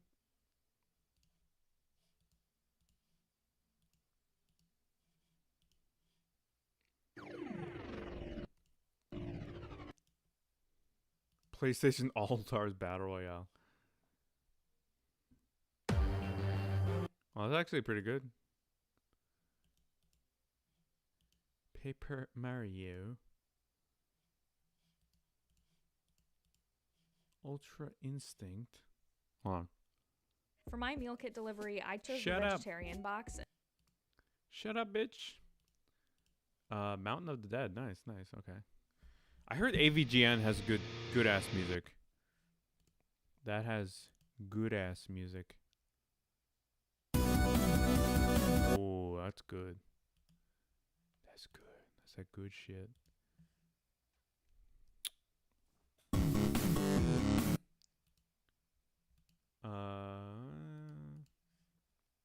Yeah, I think we're good with music for tonight. Oh my god, these fucking memes, dude. The 25th Amendment. Section 1. In case of the removal of the president from office or of his death or resignation, the vice president shall become president. Section 2. Whenever there is a vacancy... Why is this in music, dude? In the office of the vice president shall nominate a vice president who shall take office upon confirmation by a majority vote of both houses of Congress. Section 3. Yumeng, what's up, man? Thanks, appreciate it. I'm glad you enjoyed it. We're planning number 8 now, so if you wanna help us out with that, feel free. That he is unable to discharge the powers and duties of his office, and until he transmits to them a written declaration to the contrary, such powers and duties shall be discharged by the vice president as acting president. Section 4.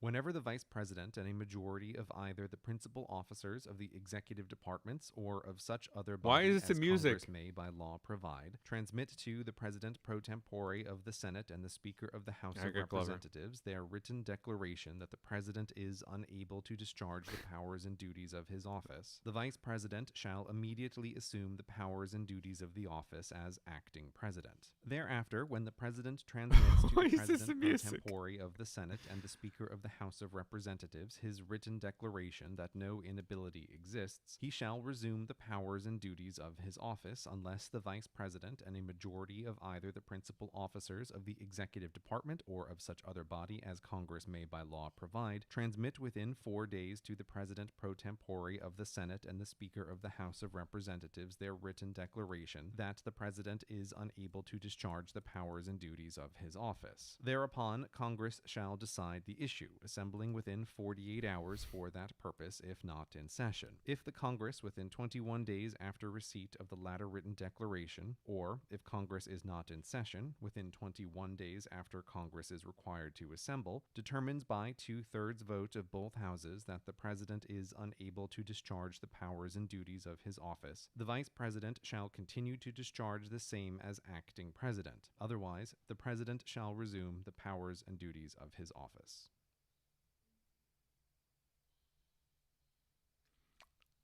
I still need an answer to my question. Why was that in music? Is that like music to your ears?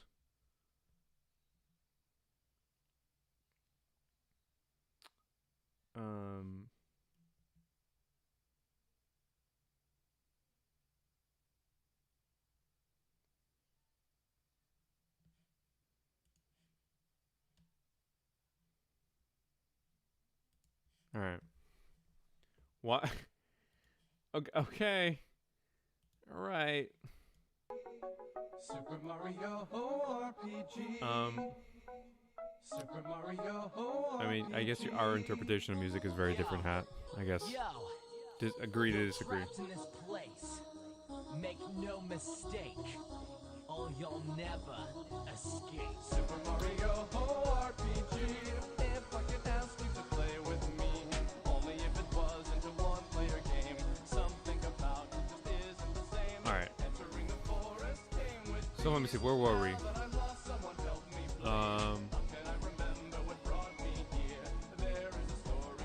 For years I've debated these people and still calls came in. Cuts to another segment of him debating.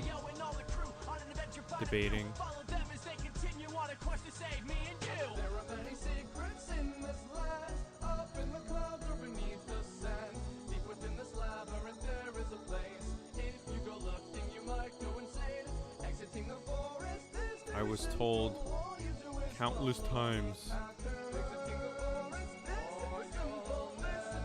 I was told a different interpretation every time.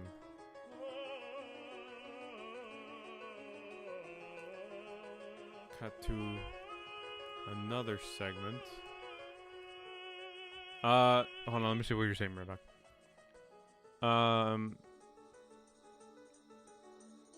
Okay.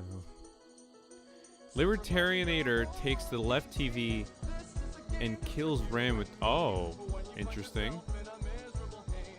It has only one screen left. The left is now the Cock-Lewinsky show. Interesting. That's interesting. Yeah, because if he's naked, he's not coming with a gun. So he needs to do something. And just like, he'll just like slam the TV. That's actually pretty good. But if he's transporting to the past, and the studio looks like what we just saw with the black screen and the books, like, would he just take that case of books and just slam it? Because your interpretation assumes that he's going to the future first, right? Because shouldn't he go to the past first to prevent that thing from happening? Right? Isn't that the whole idea? It's a good idea. The TV slam is a good idea, but if we're going to the past, he doesn't have a TV there. Hey!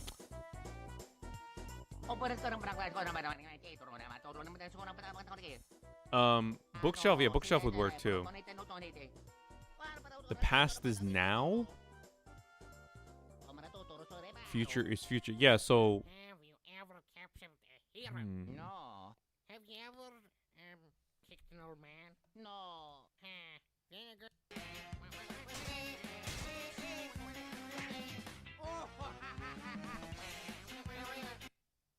Oops, I hit next. Oops. I need a meme section because you guys clearly think memes are music. Our interpretation of music is very different. I definitely need a meme section. Someone destroyed the other TV. Okay, Murdoch, let's go with that. So, the past is now, right? So this current studio is where they have the conversation. So then run it through me. So if we're saying the past is now, what would the future look like? How would we able to differentiate between the future and the past if the past is now? Like, what would the future studio look like? That's why I'm like that's not clicking with me. So yeah, Super Ghostbusters belongs in the meme bin. Hold on, alright, hold on. I'm making a meme text channel immediately right now.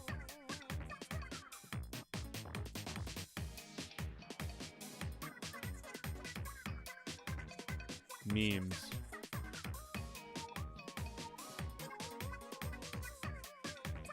There you go. Go crazy, guys.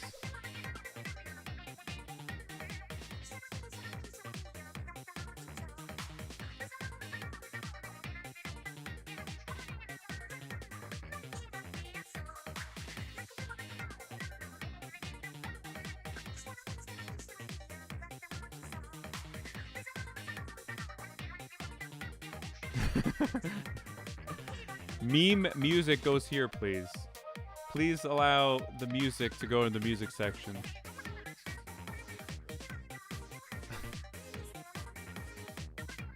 Emmeline, take it easy. Have a good night.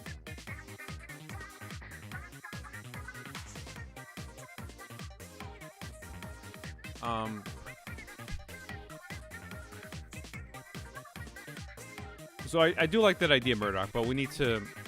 So we have three different scenes that we can classify, right? As past, future, and present, or whatever. Like, we have the past studio, the sauna-looking studio. We have the studio that we just looked at, which is the older than that one studio, with the black screen. And then we have the current one, which is like the new studio. I think the new studio should be classified as the future. I appreciate that, Emmeline. Thank you. Thank you for sticking around. So that's why I say it should be the present should be future. That's why I'm saying that. Because if I show the studio, you immediately know that's the future, or that's like the now. You know, we don't know anything beyond that. You know? So that's why I say that. But anyway, I think we're getting into a groove here. So Sam's going to talk about segments where he's debated libertarians, and it's going to be like clips, like portions of like the conversations he's had with libertarians over the years. I don't know if you're aware, but your kids suck ass. If you need someone to whip them, then just ask, cause they ain't as perfect as you say they is. They ain't perfect at all. You're raising babies, kids. I'm sorry, I don't know you. I don't mean to get pissy, but you need to discipline your bratty kids, you hippie. Like, come here, you little jerk. Taste the back of my palm. But you ain't my daddy. Nah, but I'm doing your mom. Now I know you think they're angels, but So what you're saying is like I'd have to make a sci-fi background that is unknown to anyone, and just use my imagination for that future studio. I'm gonna give you a little present. What? An ass whooping.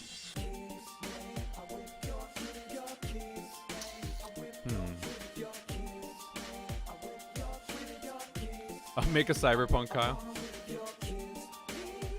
Let's see. What's a little different interpretation every time? Cut to another segment. I never ever thought I'd say a kid deserved to get hit, but it's obvious timeout ain't working for shit. Yeah, I've seen your parenting They style. never It stop. ain't all that. You gotta hit the little brat with a wiffle ball bat. Cause this is obviously more than just a youthful rebellion. You gotta belt the little hellions with a knew. belt when they're yelling. Cause you don't want me to do it, cause I'll paint their little brains all over the Eventually. wall when I spank them with a chainsaw. And while they acting wild and loose, No if one. they deserve the ass whooping, it ain't child abuse. When I'm trying to buy groceries and they're mucking up my style, they're like drunken little midgets running up and down the aisle, touching everything in sight. And geez, for Christ's sake, I think one of them just stuck his little penis in my cake, and now I'm gonna have to put it back and get a new one, and it bugs me. All right, Hap. Mommy says I'm beautiful. Shut the fuck up, kid. You're ugly.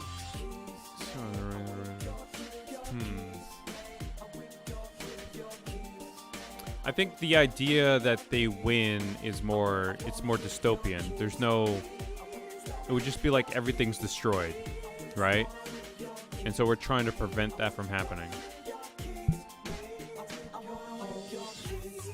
Let me whip your children, please. Let me whip your kids. I can't stand kids misbehaving, running around and disobeying. So work with this, Murdoch, because I think I have something here. So Sam saves him, right? Yeah, destroyed studio. Yeah, that would be the future. Yeah, the future would be where they won, but like it would still be destroyed. You know? Work with me with this. So Sam saves him in this studio. And where is this? Oh, come on. I wanna whip people, your it's kids, a he says. Joke. We would never hit anyone's kid. Come on. I love kids. Come here and give me a hug, you little rugrats. Come here. Hey. What the? It's Sunday. Let's do a throwback here. So this would be a studio that we use.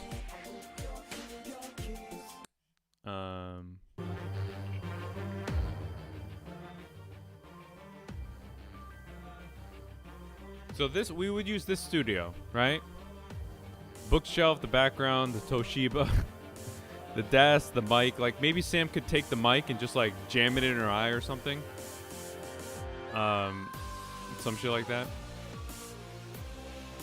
Oh my god, Clorox bleach. Jesus Christ.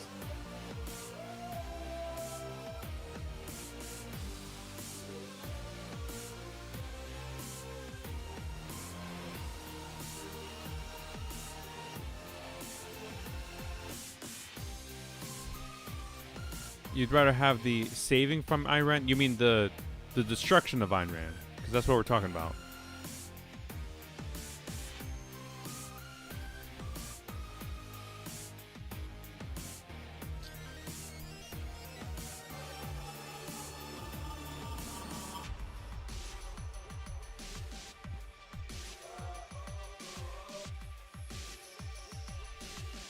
Okay, so you want the killing. You would rather have the killing of Ayn Rand in the present studio. Okay, so then where do you go from there? Give me your thought process then.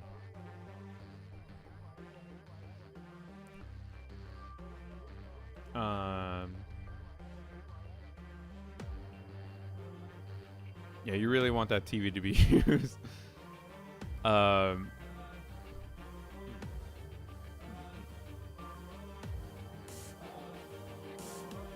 not opposed to the idea. I just want to know where it's going.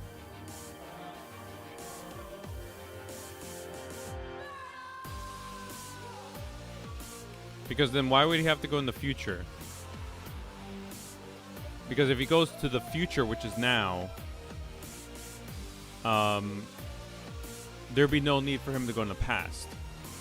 There would be a need for him to go in the future, which is the now, if he started in the past. You know, that's what I'm saying.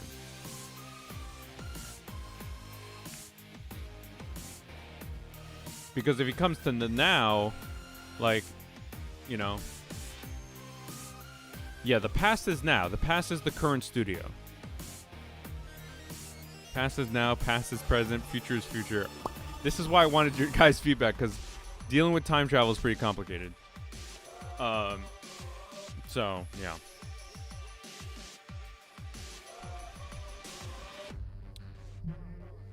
Let me see.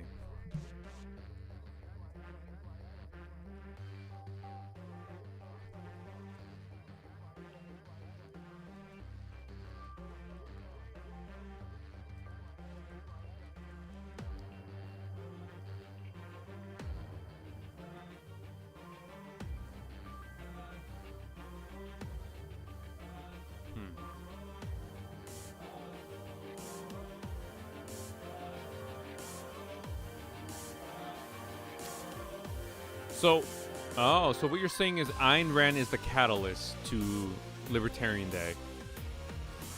That's what you're saying? Whereas the Judgment Day, what was the catalyst for Judgment Day? I forget what the catalyst was in Terminator 2.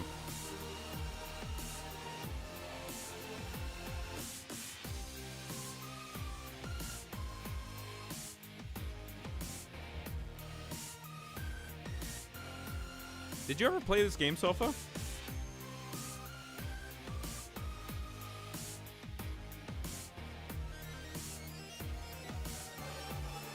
Can't remember it either. What is the catalyst of Judgment Day? Judgment Day in the Terminator movies.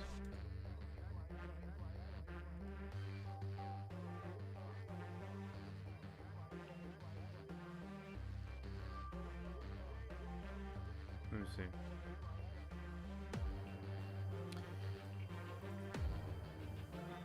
That's right, yeah, the developer dude, the black dude.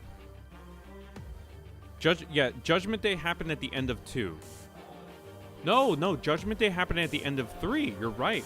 The catalyst was that the government created Skynet, right? Thinking that it'd be like, oh my god, this great thing. And then they started it. And then they had like a bunker.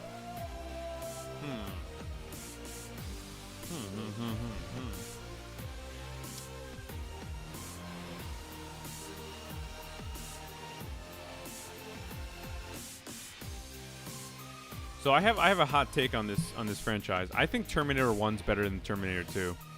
That's my hot take. I don't want to get into that, but that's my hot take.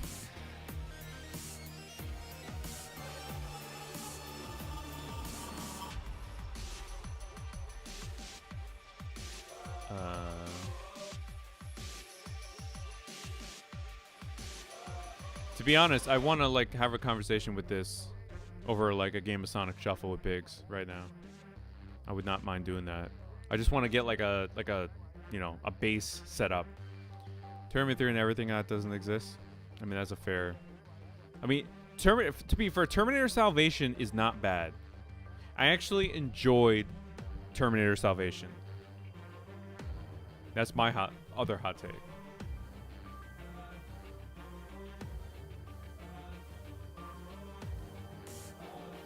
Terminator 3 is not good. I'm not gonna get into this again. I'm not beating this dead horse again. Terminator 3 is a bad movie.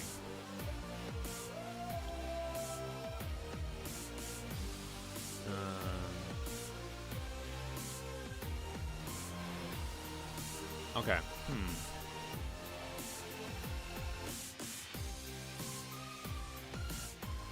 So Sam's telling a story here.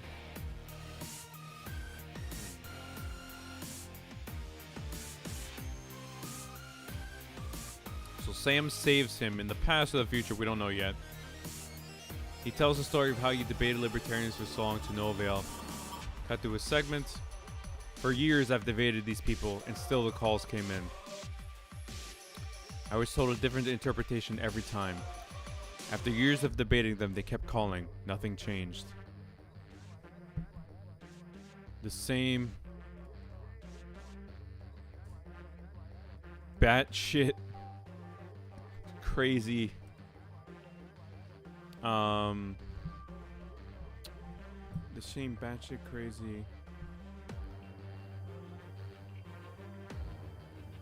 talking points didn't stop coming. Something like that. Cut to another segment. Okay, so right now we're at 1, 2, 3, 4, 5. So 5 different instances where like Sam is debating libertarians.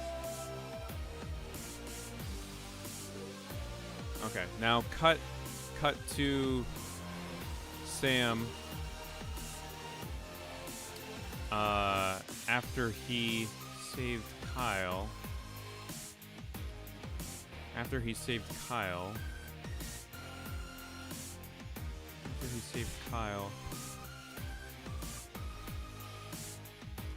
I've learned what would Sam learn after debating all these people knowing that they're just not budging?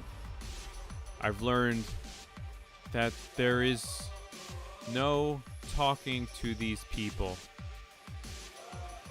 You cannot move them away from their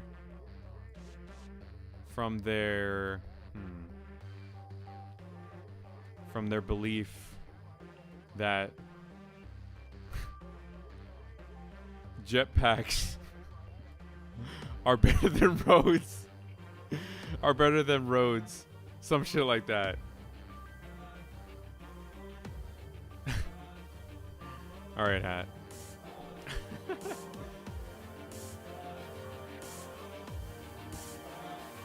Let me see.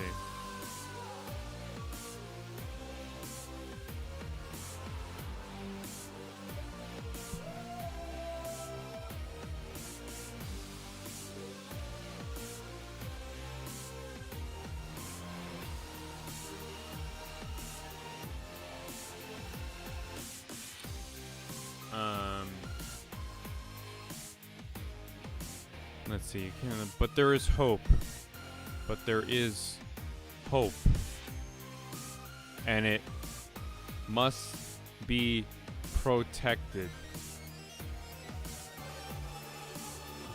You, Kyle, are that hope. All right, Murdoch, what do you think about this script so far? Read this script. Because I think we're on to something here. This is leading towards something.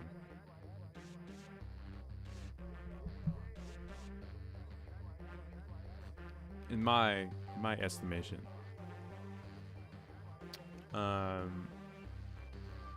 Read that shit, Murdoch. Read that shit. My co-pilot. Murdoch was like the first person. I'm gonna go on like a tangent here. Murdoch was the first person to join these live streams. The first person to be involved in this fucking journey that we're taking here. He would be the first person in these streams, the first person to give me advice, the first person to be like, you're a piece of shit, fix your audio. I'd be like, you're damn right, I do need to fix my audio. So I appreciate the fuck out of Murdoch. So I just had to say that. I just had to say that. Get that out there, you know? You have to respect your origins.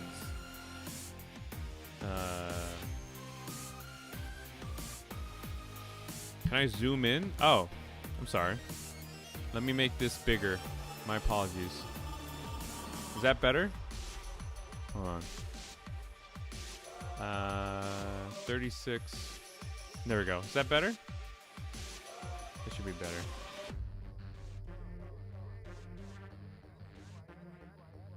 Something like that. Hold on. Let me do 36, 24. Is that better? Is that okay? Actually, let me do 36, 33. 33 should be fine. Yeah, 33 should be fine. This is what I have so far.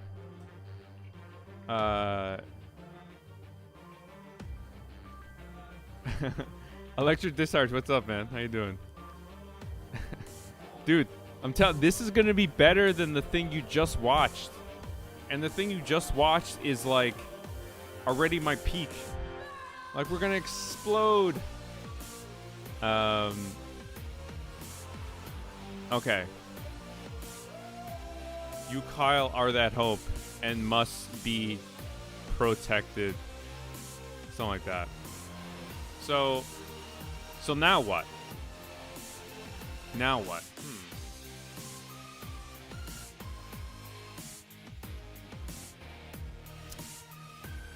Again, we still don't know if he's in the past, the present, the future, the past participle. Line 4, he doesn't shoot her. Wait, line 4? Oh. Throws the bookshelf at the Ayn Rand robot. Well, we still don't know. Is he in the past? Is he in the future? I think we're not there yet. We don't have an agreement there yet. Because, all right, let's say this takes place in the now. Right? Where does it go from there? Like, why would they have to go to the past? They don't need to go to the past ever in the future. You know? Unless this is the part where he's sent back in the past to prevent the future that he just saw. But then why would he go to the future to be destroyed? Why would he go to the future only to be sent back to the past? He would have gone to the past to prevent the future. That's why I'm saying it's better to start in the past. That is my argument. Time travel is crazy.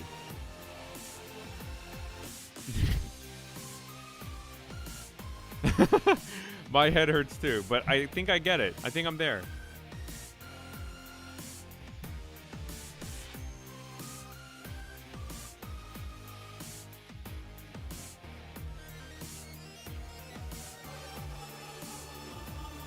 They come from the future to their past or present. They come... Okay, I see what you mean. Okay.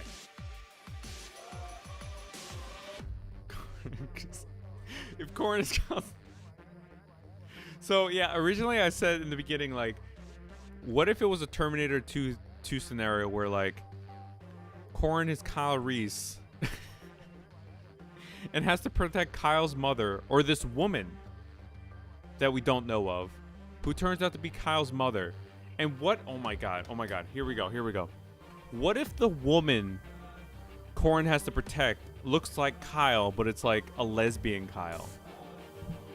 And that's Kyle's mother. And Corin and lesbian Kyle get together. And then Corin dies. Corin dies protecting lesbian Kyle, who's impregnated with Corin's son being the current Kyle.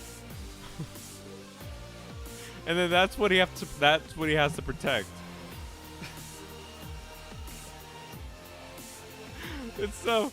Yeah, exactly. It would play off with the lesbian soccer coach thing.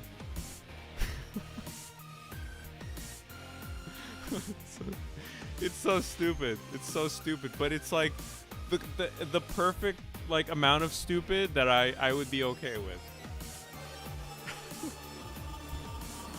Because the twist in one is that, you know, Kyle Reese is John Connor's father who impregnated the woman that he was sought to protect, but he didn't know that that would be the woman.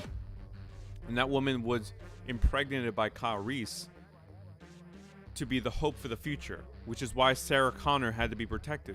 But in this case, lesbian Kyle needs to be protected because lesbian Kyle is impregnated with Corin's sperm, who is then who then gives birth to Kyle. Oh my god.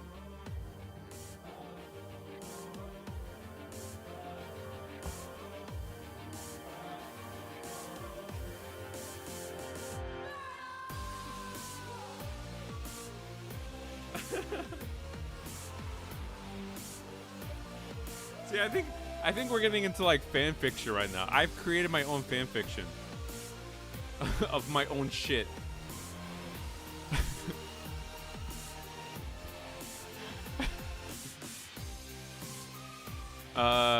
Present day straight.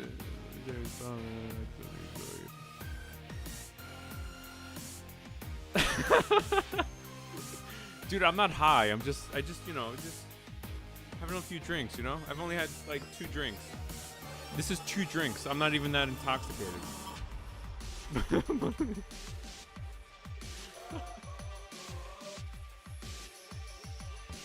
Oh my god.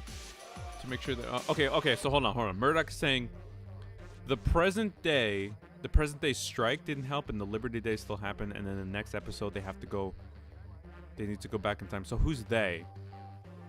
Who needs to go back in time? Current Kyle and Sam? Or are we still going with the lesbian thing in Corin? Are we going with the Corin is Kyle's father thing?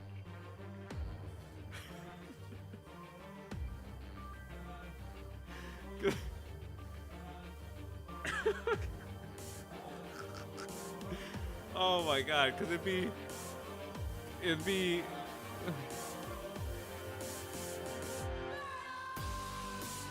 oh, so what is okay? So what? Corin and Sam are going back in time.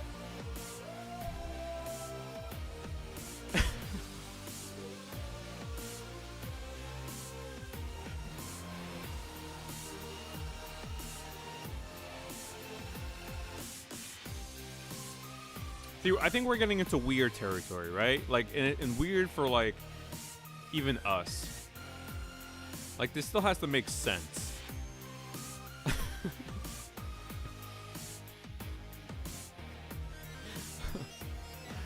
Because I don't want Corin to watch this and then be like, what the fuck? I'm Kyle's father. Oh.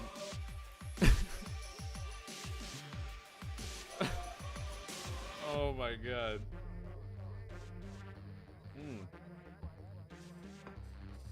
All right, drink number 3. Let's see. Maybe I'll get better ideas right here. Why? What would Molly think? Molly, like, if Molly's gonna get Molly, you think Molly would get upset about a animation where it shows, like, obviously I'm not gonna show Corin having sex with Kyle. That's just that's a line I'm not willing to cross, you know. But it's obviously a parody. Like, if she's gonna get upset about that, like, she kind of needs to just get a sense of humor, you know. If she were to get upset about that, which I don't even think she would. Like, it's just, you know. So Sam and Corin go back in time to save female Kyle from some. Okay.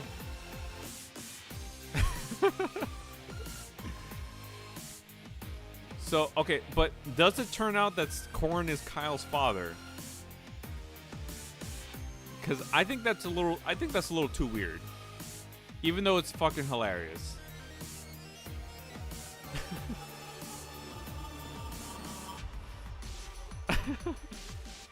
So Corin will be Kyle's father. Oh my god.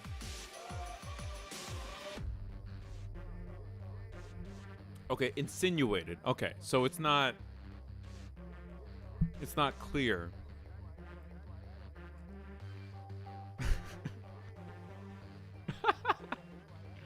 It's not explicitly said, but insinuated. Okay.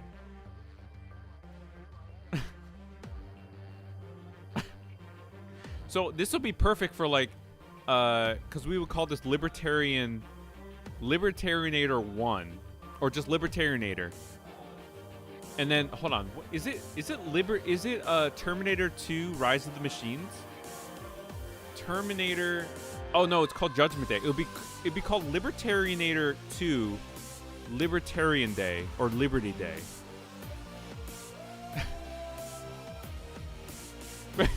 Fanfic erotica? I don't know if we want to go there.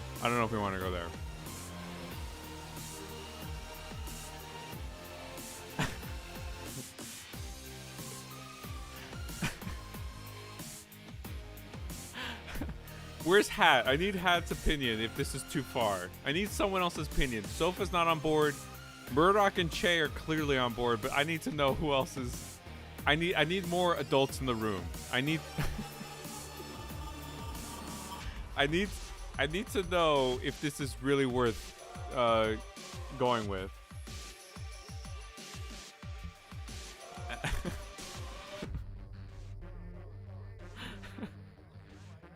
Insinuated. So like female Kyle will just be like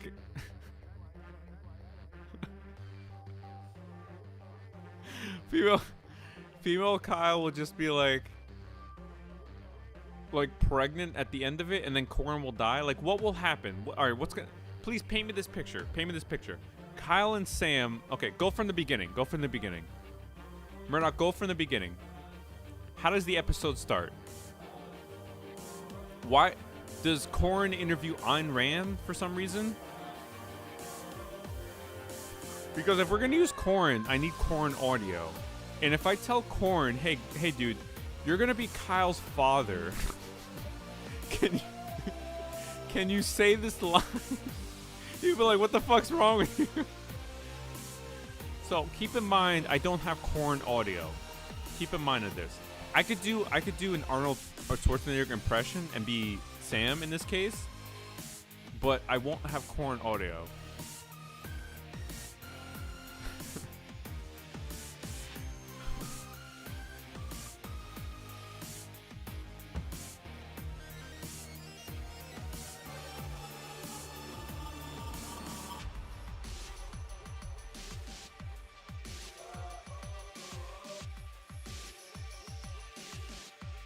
So it's Corin from the future.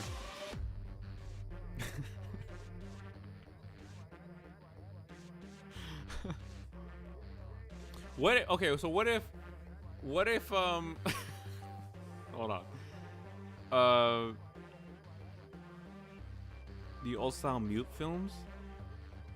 Wait, so what do the mute films have anything to do with it?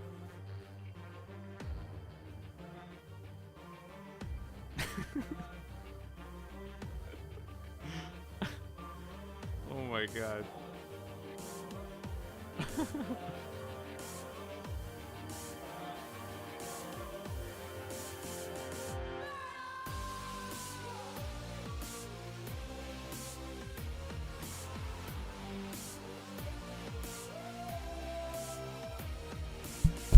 Shit.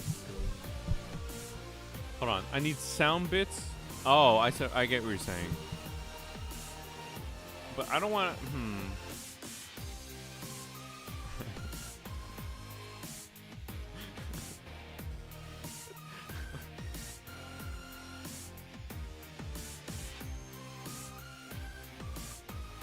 I think maybe we don't need to make Corin Kyle's father. Maybe it could be just be Corin being the resistance, being sent back, and be like, you need to protect this guy. Maybe it doesn't need to be like, you know, he's his father.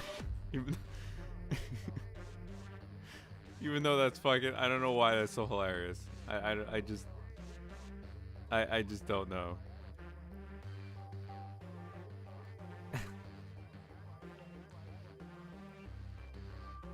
Let's see what other music we have here.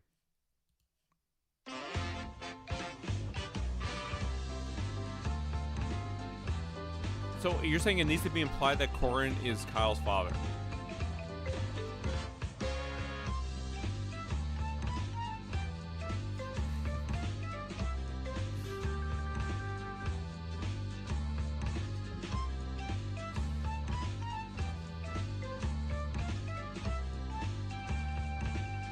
Imply it without saying it.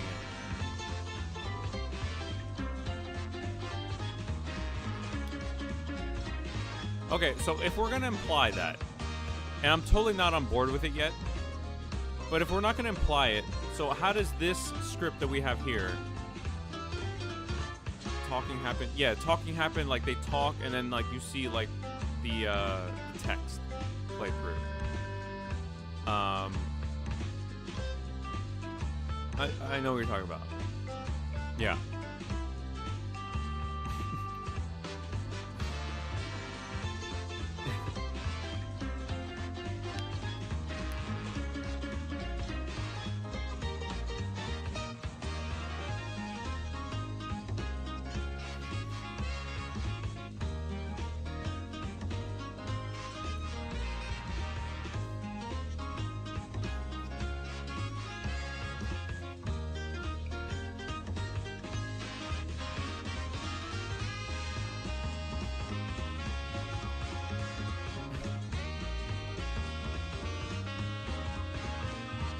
Devin, what's up, man?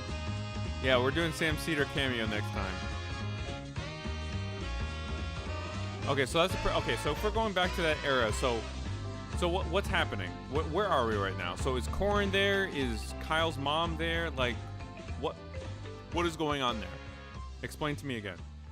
You got to paint this picture for me clearly.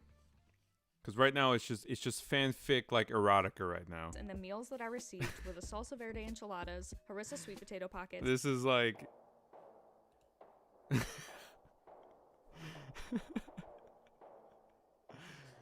oh my god, this is like we're not like SecTalk Talk. Like these animations are not even like that mainstream, and we're already like making fanfic for it. Musicality.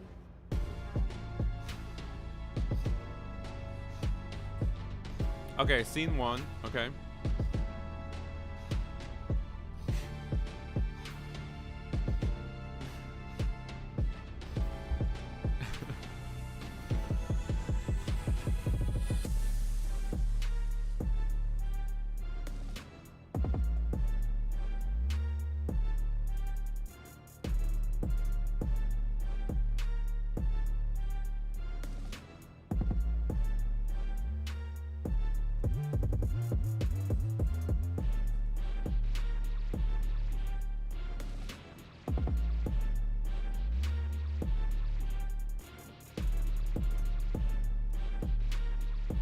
Libertarianer shooting hordes of raving libertarians on Kyle's future desk. Okay, so scene 1 is we're just cutting to the current studio, right? You see the current studio, and then you see Sam. Oh no, the current studio is destroyed, right? You see it destroyed, and you see Sam coming in, half Libertarianer, half Sam, just shooting them, and then like them regurgitating like their beliefs or whatever, and then whatever, he shoots them, right? So that's scene 1. That's what you're saying, right? Okay, wait, so hold on. That's a big jump from like Sam is shooting all these robots and then Sam goes to the present. We need to know what happens from the opening scene to him getting to the present or the past. How do we make that jump? Who sends them back? Who sends him back? Like, who like, how does anybody do that? Like, how do we get there? How do we get from A to B? Is it Corin? Is Corin like, you need to save my son?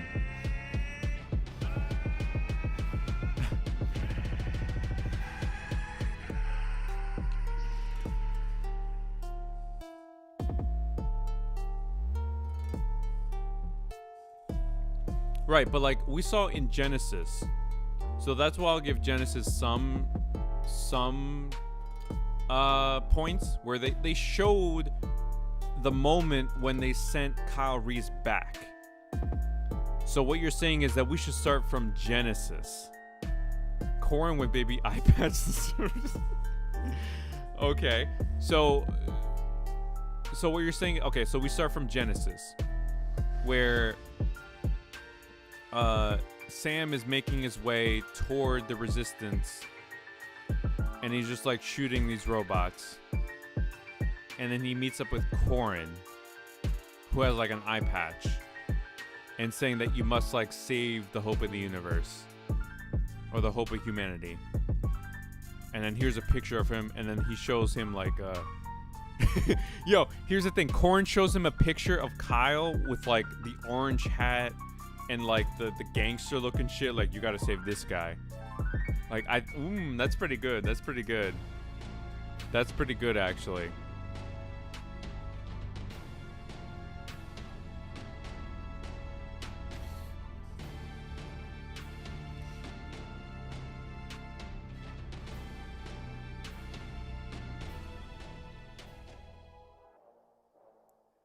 Okay, so then Corin sends him back. Is anyone else with Corin?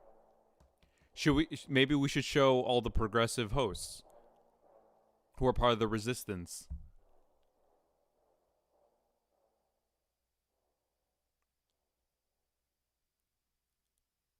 Cardio burns fat. This is right? all getting very interesting. No. This is getting very interesting.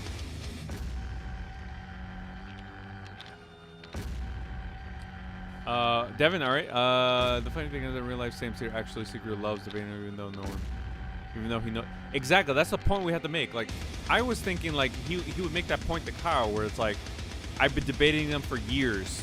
I like doing it, but it's pointless. Like, you need to stop doing it, which is why he's interviewing Ayn Rand, and he wants to be like, this is pointless. Like, don't do it, because we need to stop Libertarian Day or Liberty Day. That was my take. Murdoch is going off the walls. I'm going to like, 9. Murdoch is going to like 20. I want to start with Terminator 1. Murdoch's like, let's just fucking go to Genesis. But that's an interesting idea, Devin. Oh wait, okay, hold on. So he travels to the present while Kyle's talking with Rand. Oh, okay. So you're bringing him back to my idea. It's not 20 years. Yes, okay, I like that check. So, like, as he's moving toward the time machine, you see all these progressive hosts saying something like "good luck" or like, their catchphrase or whatever. I'll get some audio from like Crystal Sager, David Pacman, Humanist Report, whatever. Like, have a good trip, like, have a good day, like, Medicare for all, like, something like that, whatever. Interesting. What the fuck is this music? Only Sam is sent back at first. This is good. Okay, Murdoch. How many golf claps does this man need? Golf claps. Okay, so hold on a second.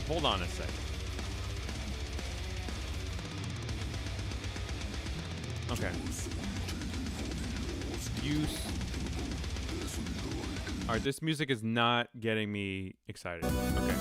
Here we go. This is good shit. This is really good shit. AVGN? Hold on. Okay. Murdoch, I think you might be onto something. Okay. So the first scene, right? First scene is you see the current studio, the future, destroyed.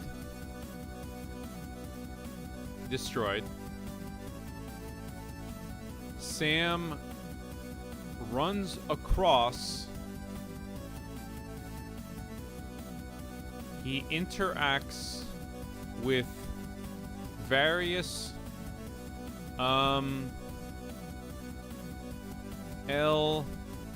multiple multiple L1000s.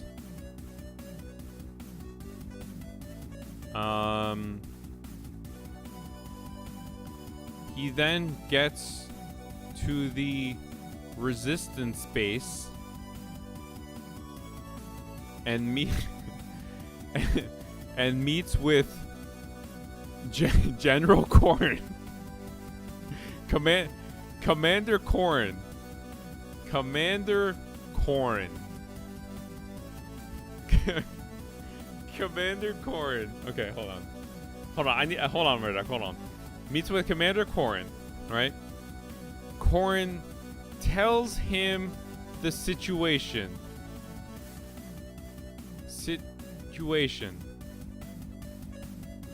You must go back to the. You must go back in time to the past to save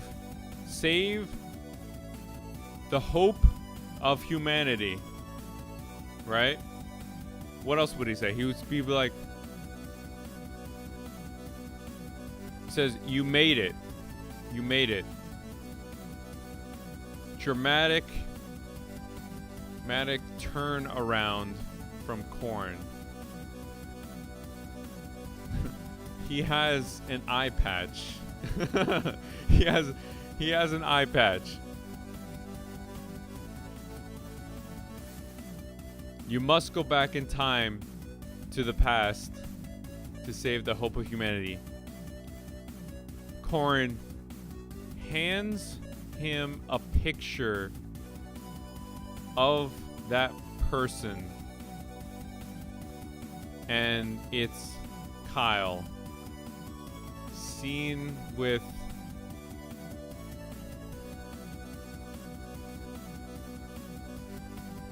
picture is of him with, hold on.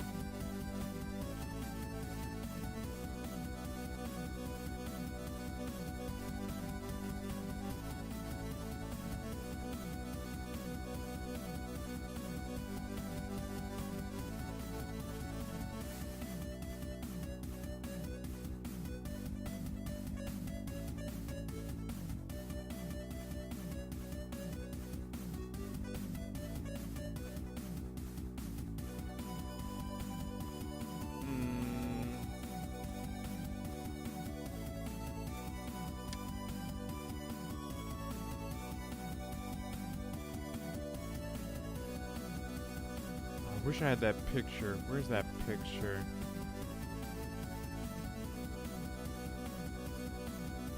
I think you guys know what picture I'm talking about.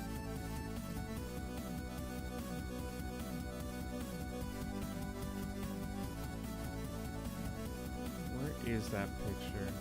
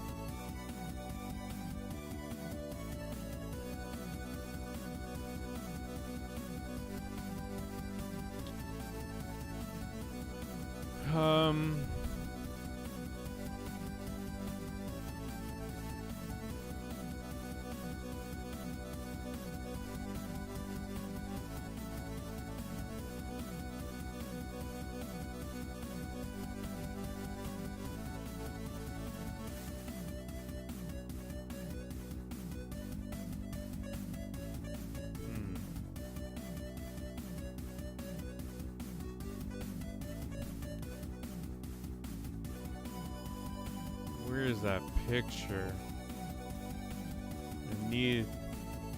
I think you guys know what I'm talking about. Gangsta Kyle. Okay. Gangsta.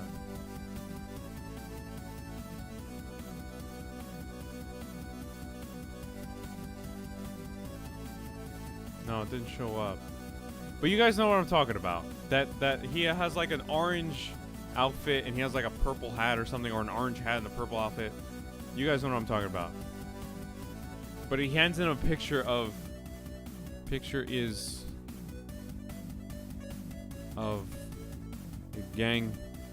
Gangsta Kyle.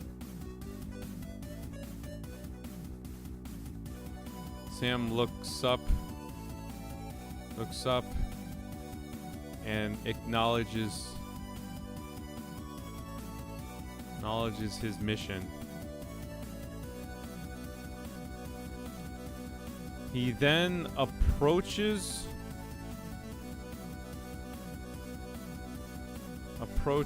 the time machine. Sees all the members of the resistance, progressive YouTubers,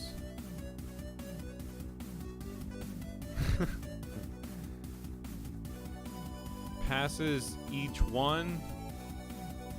They say a line to Sam.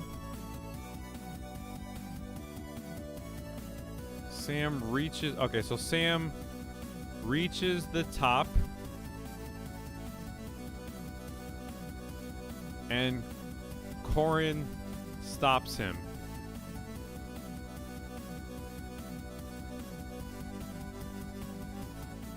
Says, you have to be naked to enter. You have to remove all your clothes to enter the time machine. I don't make the rules. Something like that.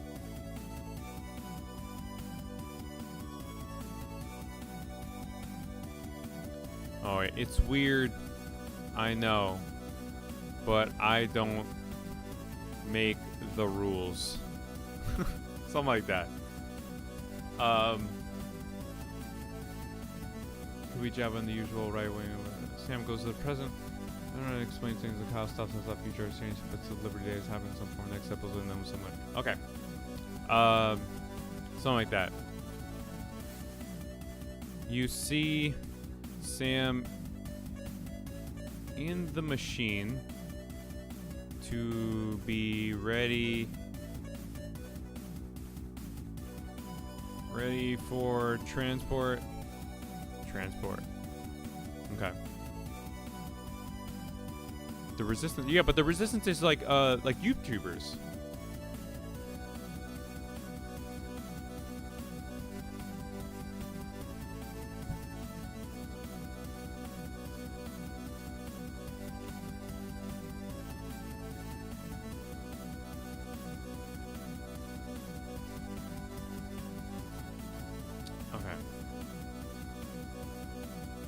He's then transported, then cut to the... Okay, so that's the future, then cut to the past. Show the black screen Kyle studio, right, Murdoch? Where he is interviewing Ayn Rand, right?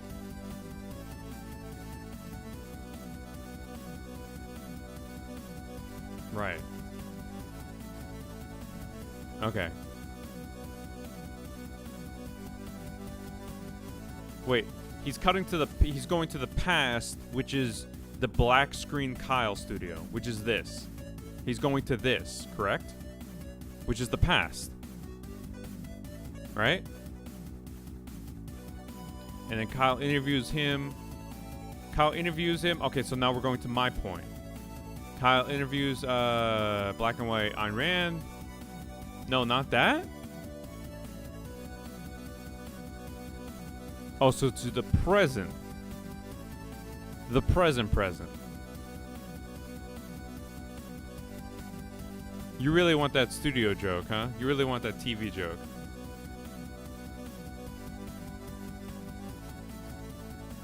Yeah, Murdoch really wants that TV joke.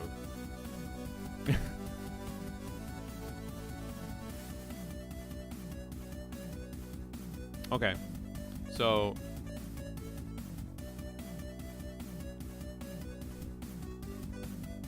show the current Kyle studio where he's interviewing Ryan Rand. Okay. So you show the current studio, the current Kyle studio where he's interviewing Iran. Okay, right? So it's not this. It's not this. It's like what we know. Right? It's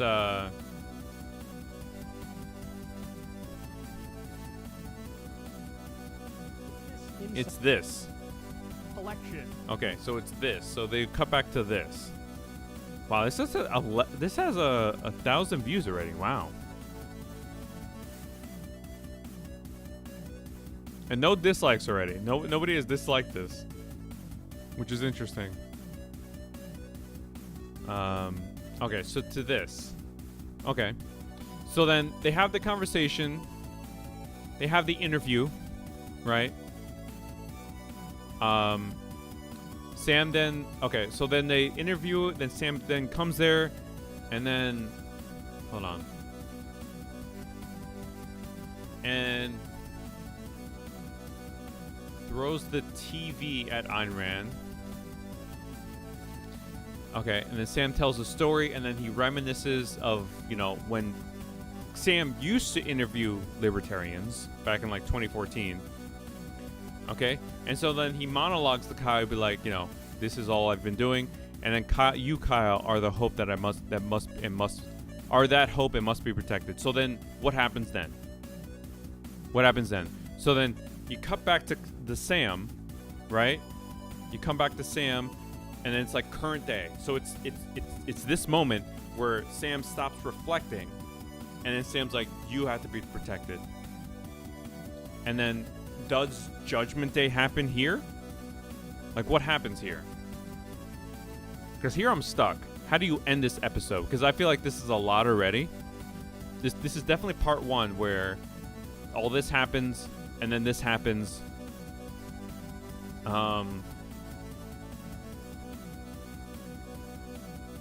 Maybe libertarians follow Sam.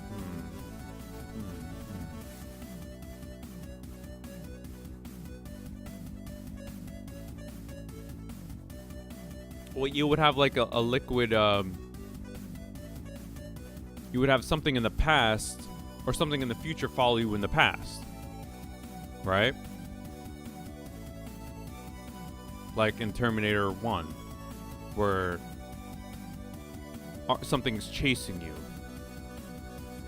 But that something chasing you is a Terminator. But in this case, a Terminator is simple. We're starting with Genesis, right? And who's the bad guy in Genesis? It's like ironically, it's Kyle, or like ironically, it's John Connor, the hope that you thought it'd be, right?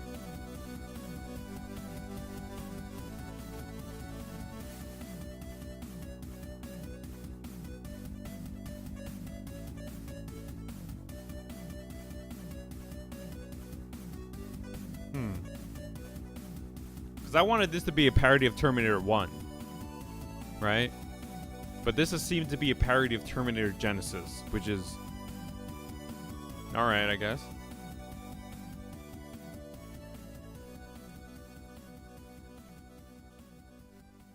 That shit was good. Future Fuckballs? Oh my god, that's great. Great title. So, it says, you, Kyle, the hope that must be protected.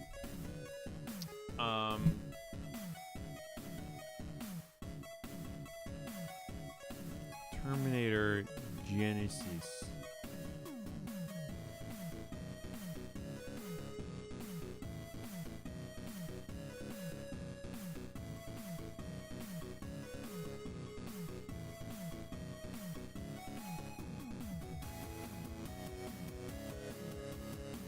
This music is really good. Future Fuckballs? It's pretty good. Hold on.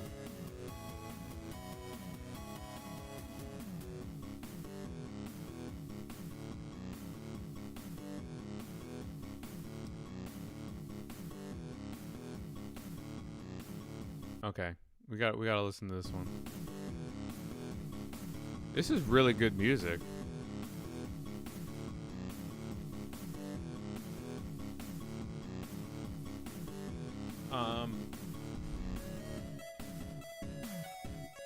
But clearly the event that led to the event,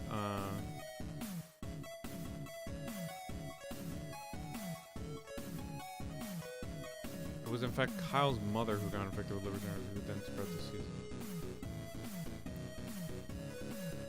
Okay, wait, hold on. So, wait, hold on. One thing at a time. So, how do we end this? So, Sam is reminiscing about his time of libertarians. He then says, Kyle, you're the hope of humanity. You have to be protected. Do we end there? Like, how does this end? Does it end with, like, Kyle's face being like, and then, like, to be continued? Because that's not a good cliffhanger, because you already know by Corin that Kyle has to be protected.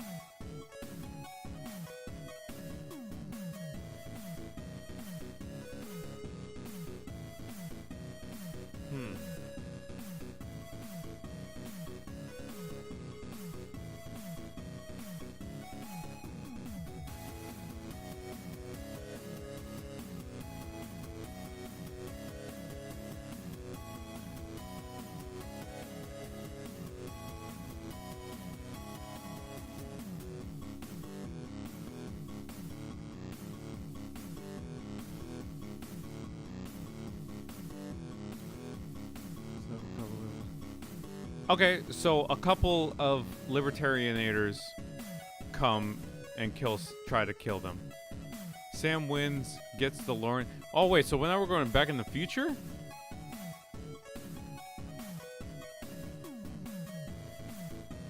Okay, I think we're getting a little complicated here. Because now we're mixing Terminator with Back to the Future, which is like, it's a little too much time travel for my liking. Because I've never seen Back to the Future.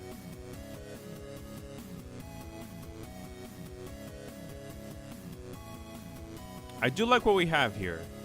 I'm not gonna lie, I do like what we have here.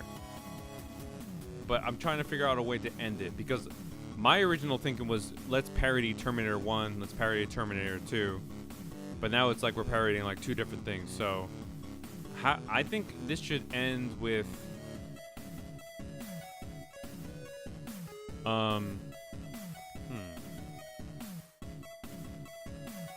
maybe something is, maybe an Alexa goes off, and then like that's like the catalyst of like all these libertarianators coming in, and he has to protect Kyle.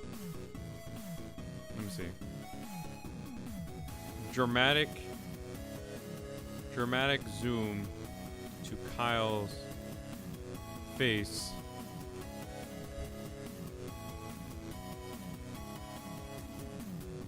They are attacked by L-1000s.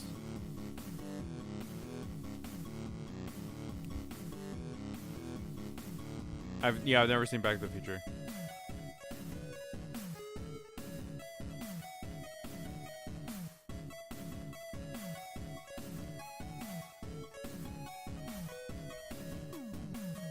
And Sam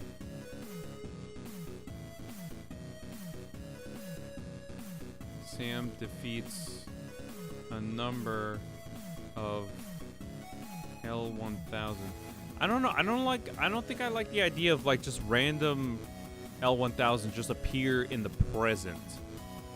Like there has to be like a reason for it. Like what set that off? You know, just having it appear, it doesn't make sense to me. You know?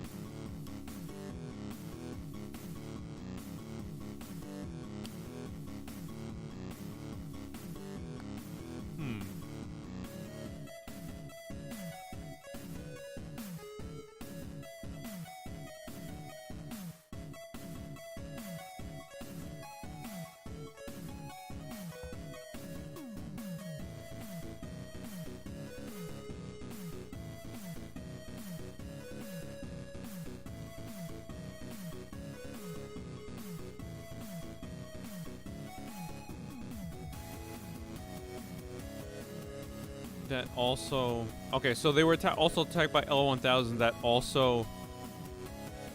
That followed Sam back to the past, right? Okay. I have an ending.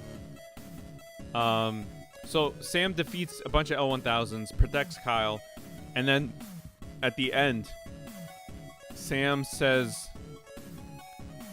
to Kyle, "Come with me." Hold on. What was the line?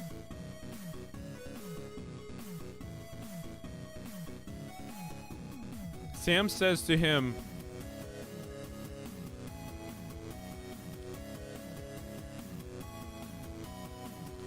Sam says something to the effect of like, "Come with me if you want to demand that they pay taxes, destroy the notion of free market, and crush the idea of a free market, something like that." Instead of come with me if you want to live, it'd be like, "Come with me if you want to." Come with me if you want to destroy the notion of a free market. Right? No, he wouldn't say come with me if you want to live. That's cliche. It has to be based on the situation. And it'd be so ridiculous that he says come with me if you want to destroy the notion of free market. Right? And then Kyle comes with him and then they go.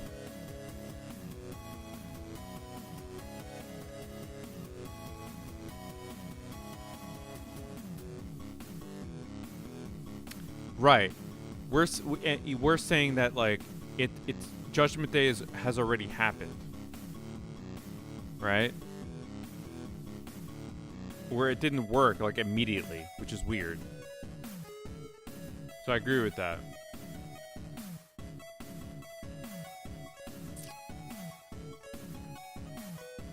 Huh.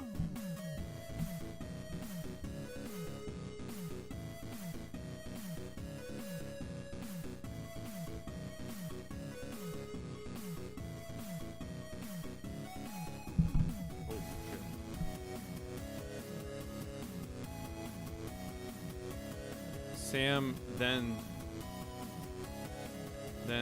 takes Kyle away and episode ends. Right?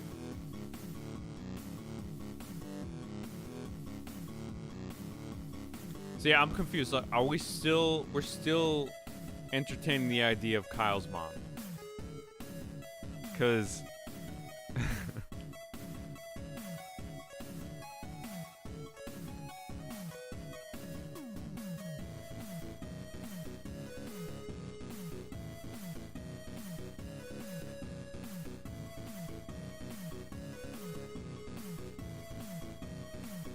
so the mom needs to be saved, or is it Kyle that needs to be saved?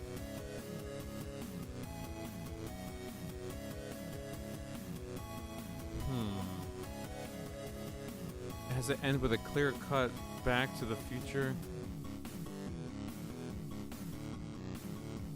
Well, we're kind of saying it doesn't work, right? Because they're dealing with some Terminators that are like that followed him back, right?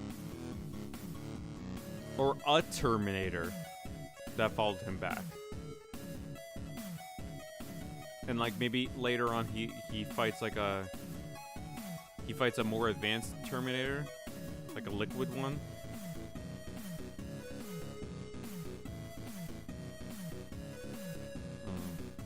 I think we're getting complicated with the mom thing. I think that's complicating things.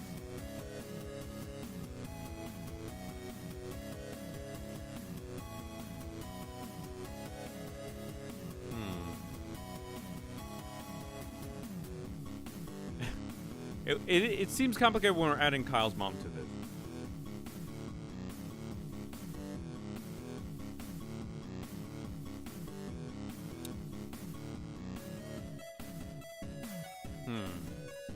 I feel like I need to rewatch Terminator. But I think this is pretty good. Yeah, if we're gonna do the mom thing, that has to come first, but I do like this setup. This setup is good. This is not a bad setup.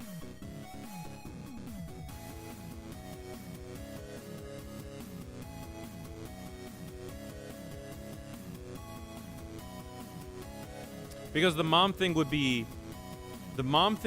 essentially us parodying Terminator 1, which is like the protection for the mother of the hope of humanity.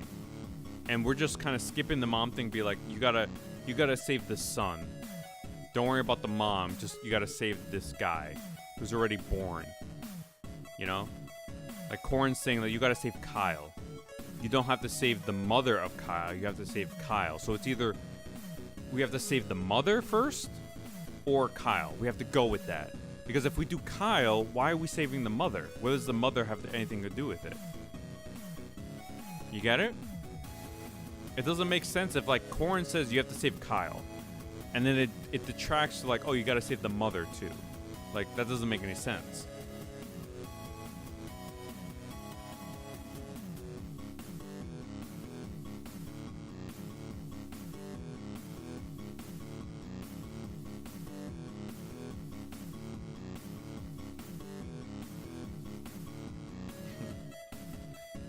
This episode is gonna be goofy. They didn't see it coming. They don't know what happened, so they moved Ayn Rand. So removing Ayn Rand was the catalyst, is what you're saying. If the mom doesn't need to be saved, but Kyle does, why would she have to be saved? Exactly. Yeah.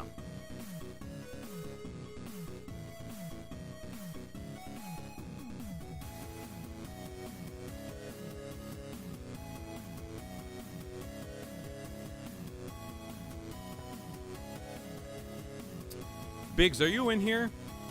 I'm about to like, put pause on this and for us to have play Sonic Shuffle. I'm totally down for that.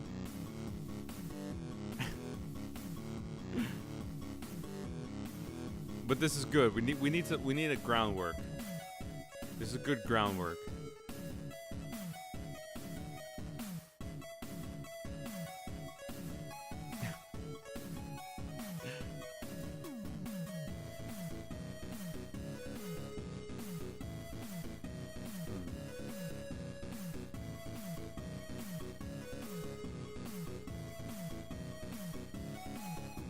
They didn't count the fact that the mom was originally caused Kyle having thoughts.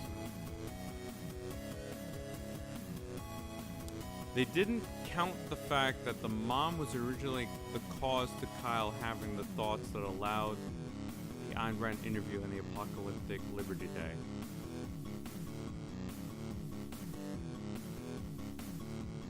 Okay, so then he saves Kyle, and then what? That's getting a little complicated.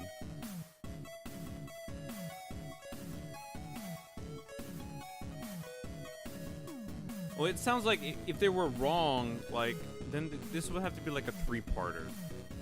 But I think I'm fine with doing this as a 2-parter.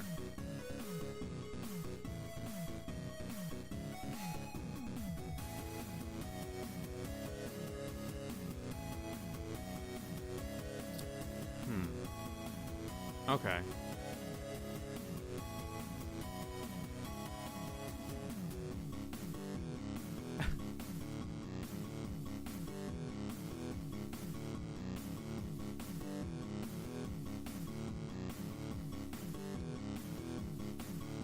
Kyle's mom would be saving part 2 from being correct, or I live return. Oh, so what you're saying is like we should be corrupted by the idea that we'll pass it along to Kyle, and he needs to be saved from that idea. But if you're saying Kyle's mom would be Sarah Connor in this situation, right? And then Kyle would be John Connor, right? Because if Kyle's mom is Sarah Connor, like, she wouldn't pass that to her son. She would already know of the threat. Right?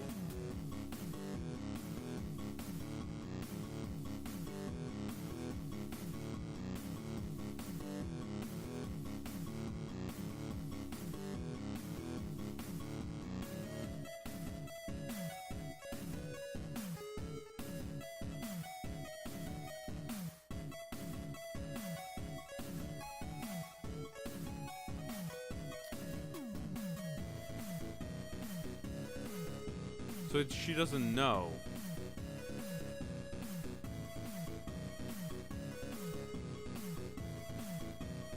See, I think this is too complicated. I need your chart, Murdoch. I think I need your chart. But I think we have a decent start. We have a good start. We don't have anything finalized, but it's a good start. Biggs, I was just saying, like, I'm down to just, like, play Sonic Shuffle right now and just, like, discuss this further if we need to. But I think we have a good groundwork. Okay. Alright. But again, I don't think Kyle's mom needs to play a part in this. I think this is good of Sam saving Kyle as the John Connor and just skipping the mom stuff. Oh, you're saying the mom stuff would be the second part. So it's like a reverse. So it's like the first one we were saving the mom, but you're saying the second part we would save the mom. That's what you're saying.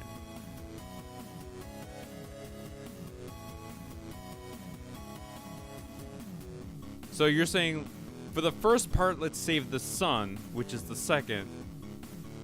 But for the second part, let's save the mom, which is really the first. You're reversing everything.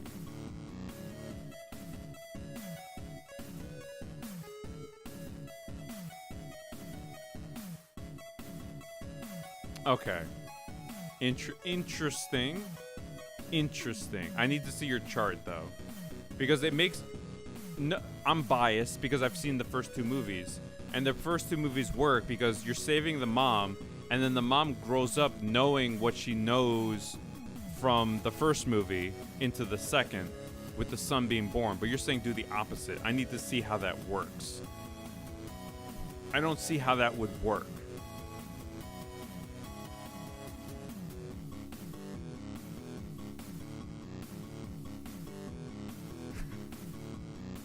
See, I knew if I introduced like time travel in this, it'd be complicated as fuck.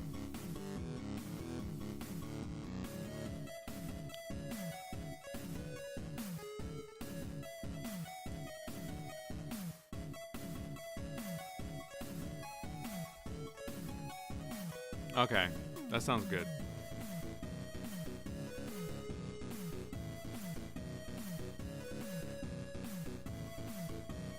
Alright, I think we'll end it on that point. Since I have to wait for Murdoch's chart. Biggs, if you're still in here, do you want to play Sonic Shuffle? And I guess we'll leave the Discord open for anyone who wants to join. But I'm down to play Sonic Shuffle. I have had a few, but that shouldn't stop me from playing. I'm totally down if you are, dude.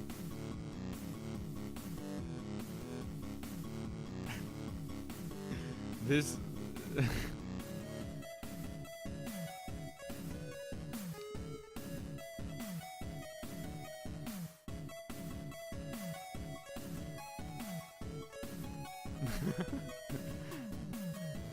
I love the comments on the animation. People are going crazy. Okay. All right. So Murdoch, give me that chart tomorrow.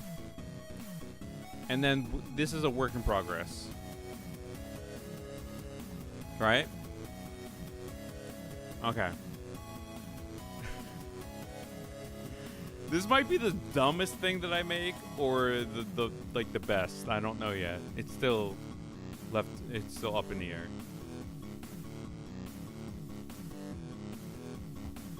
Because I could easily do like another Ted Cruz episode or Rush Limbaugh or some shit and then it passed, but why not both? The dumbest and the greatest thing? Okay. Fair enough. Alright. I think we'll end it there. This was all very insightful. We've been going 3 hours. It felt like 5 minutes for me. This is a great conversation. Hold on.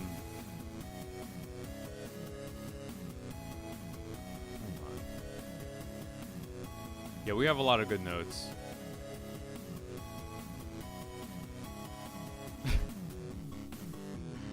Oh my god, it's so dumb. It's so dumb. If you fucking read all this. We went from like Corin's mom like to Alright, so if we're gonna play me and Biggs are gonna play Sonic Shuffle, so if you want to join us for more of the shenanigans of Corin being Kyle's father, please join us in Discord.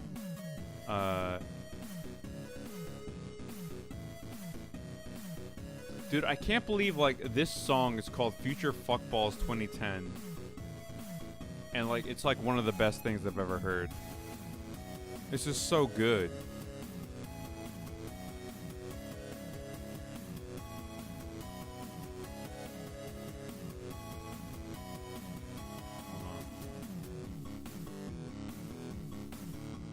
It's so good.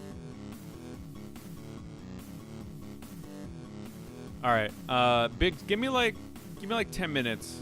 I'll join the Discord. If anyone else wants to join the Discord, me and Biggs are gonna play Sonic Shuffle, and just hang out, talk with you guys some more, and yeah. But we'll end it here. This is all very, very interesting as to where we're taking this fucking cartoon. Hold on. Oh my god, memes is blowing up. What have I done? Bro, you're putting Glover songs... You're putting Glover songs in the memes. Oh, no, wait. I clicked the wrong one. I'm sorry.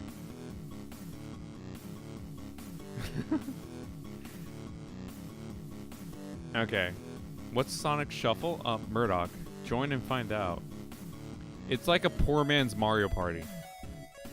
That's basically what it is.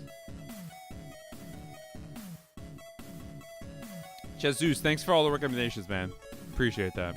Join the Discord, by the way. I know you have to go to bed now, but join the Discord for like future stuff if you'd like. I think the link is down below. If you are so inclined to. All right, Biggs, give me like 10 minutes, and I'll join you for Sonic Shuffle, all right, man? And anyone else that wants to join, all right? Thanks, guys, for hanging out. It means a lot, all right? I'll catch you later. Peace.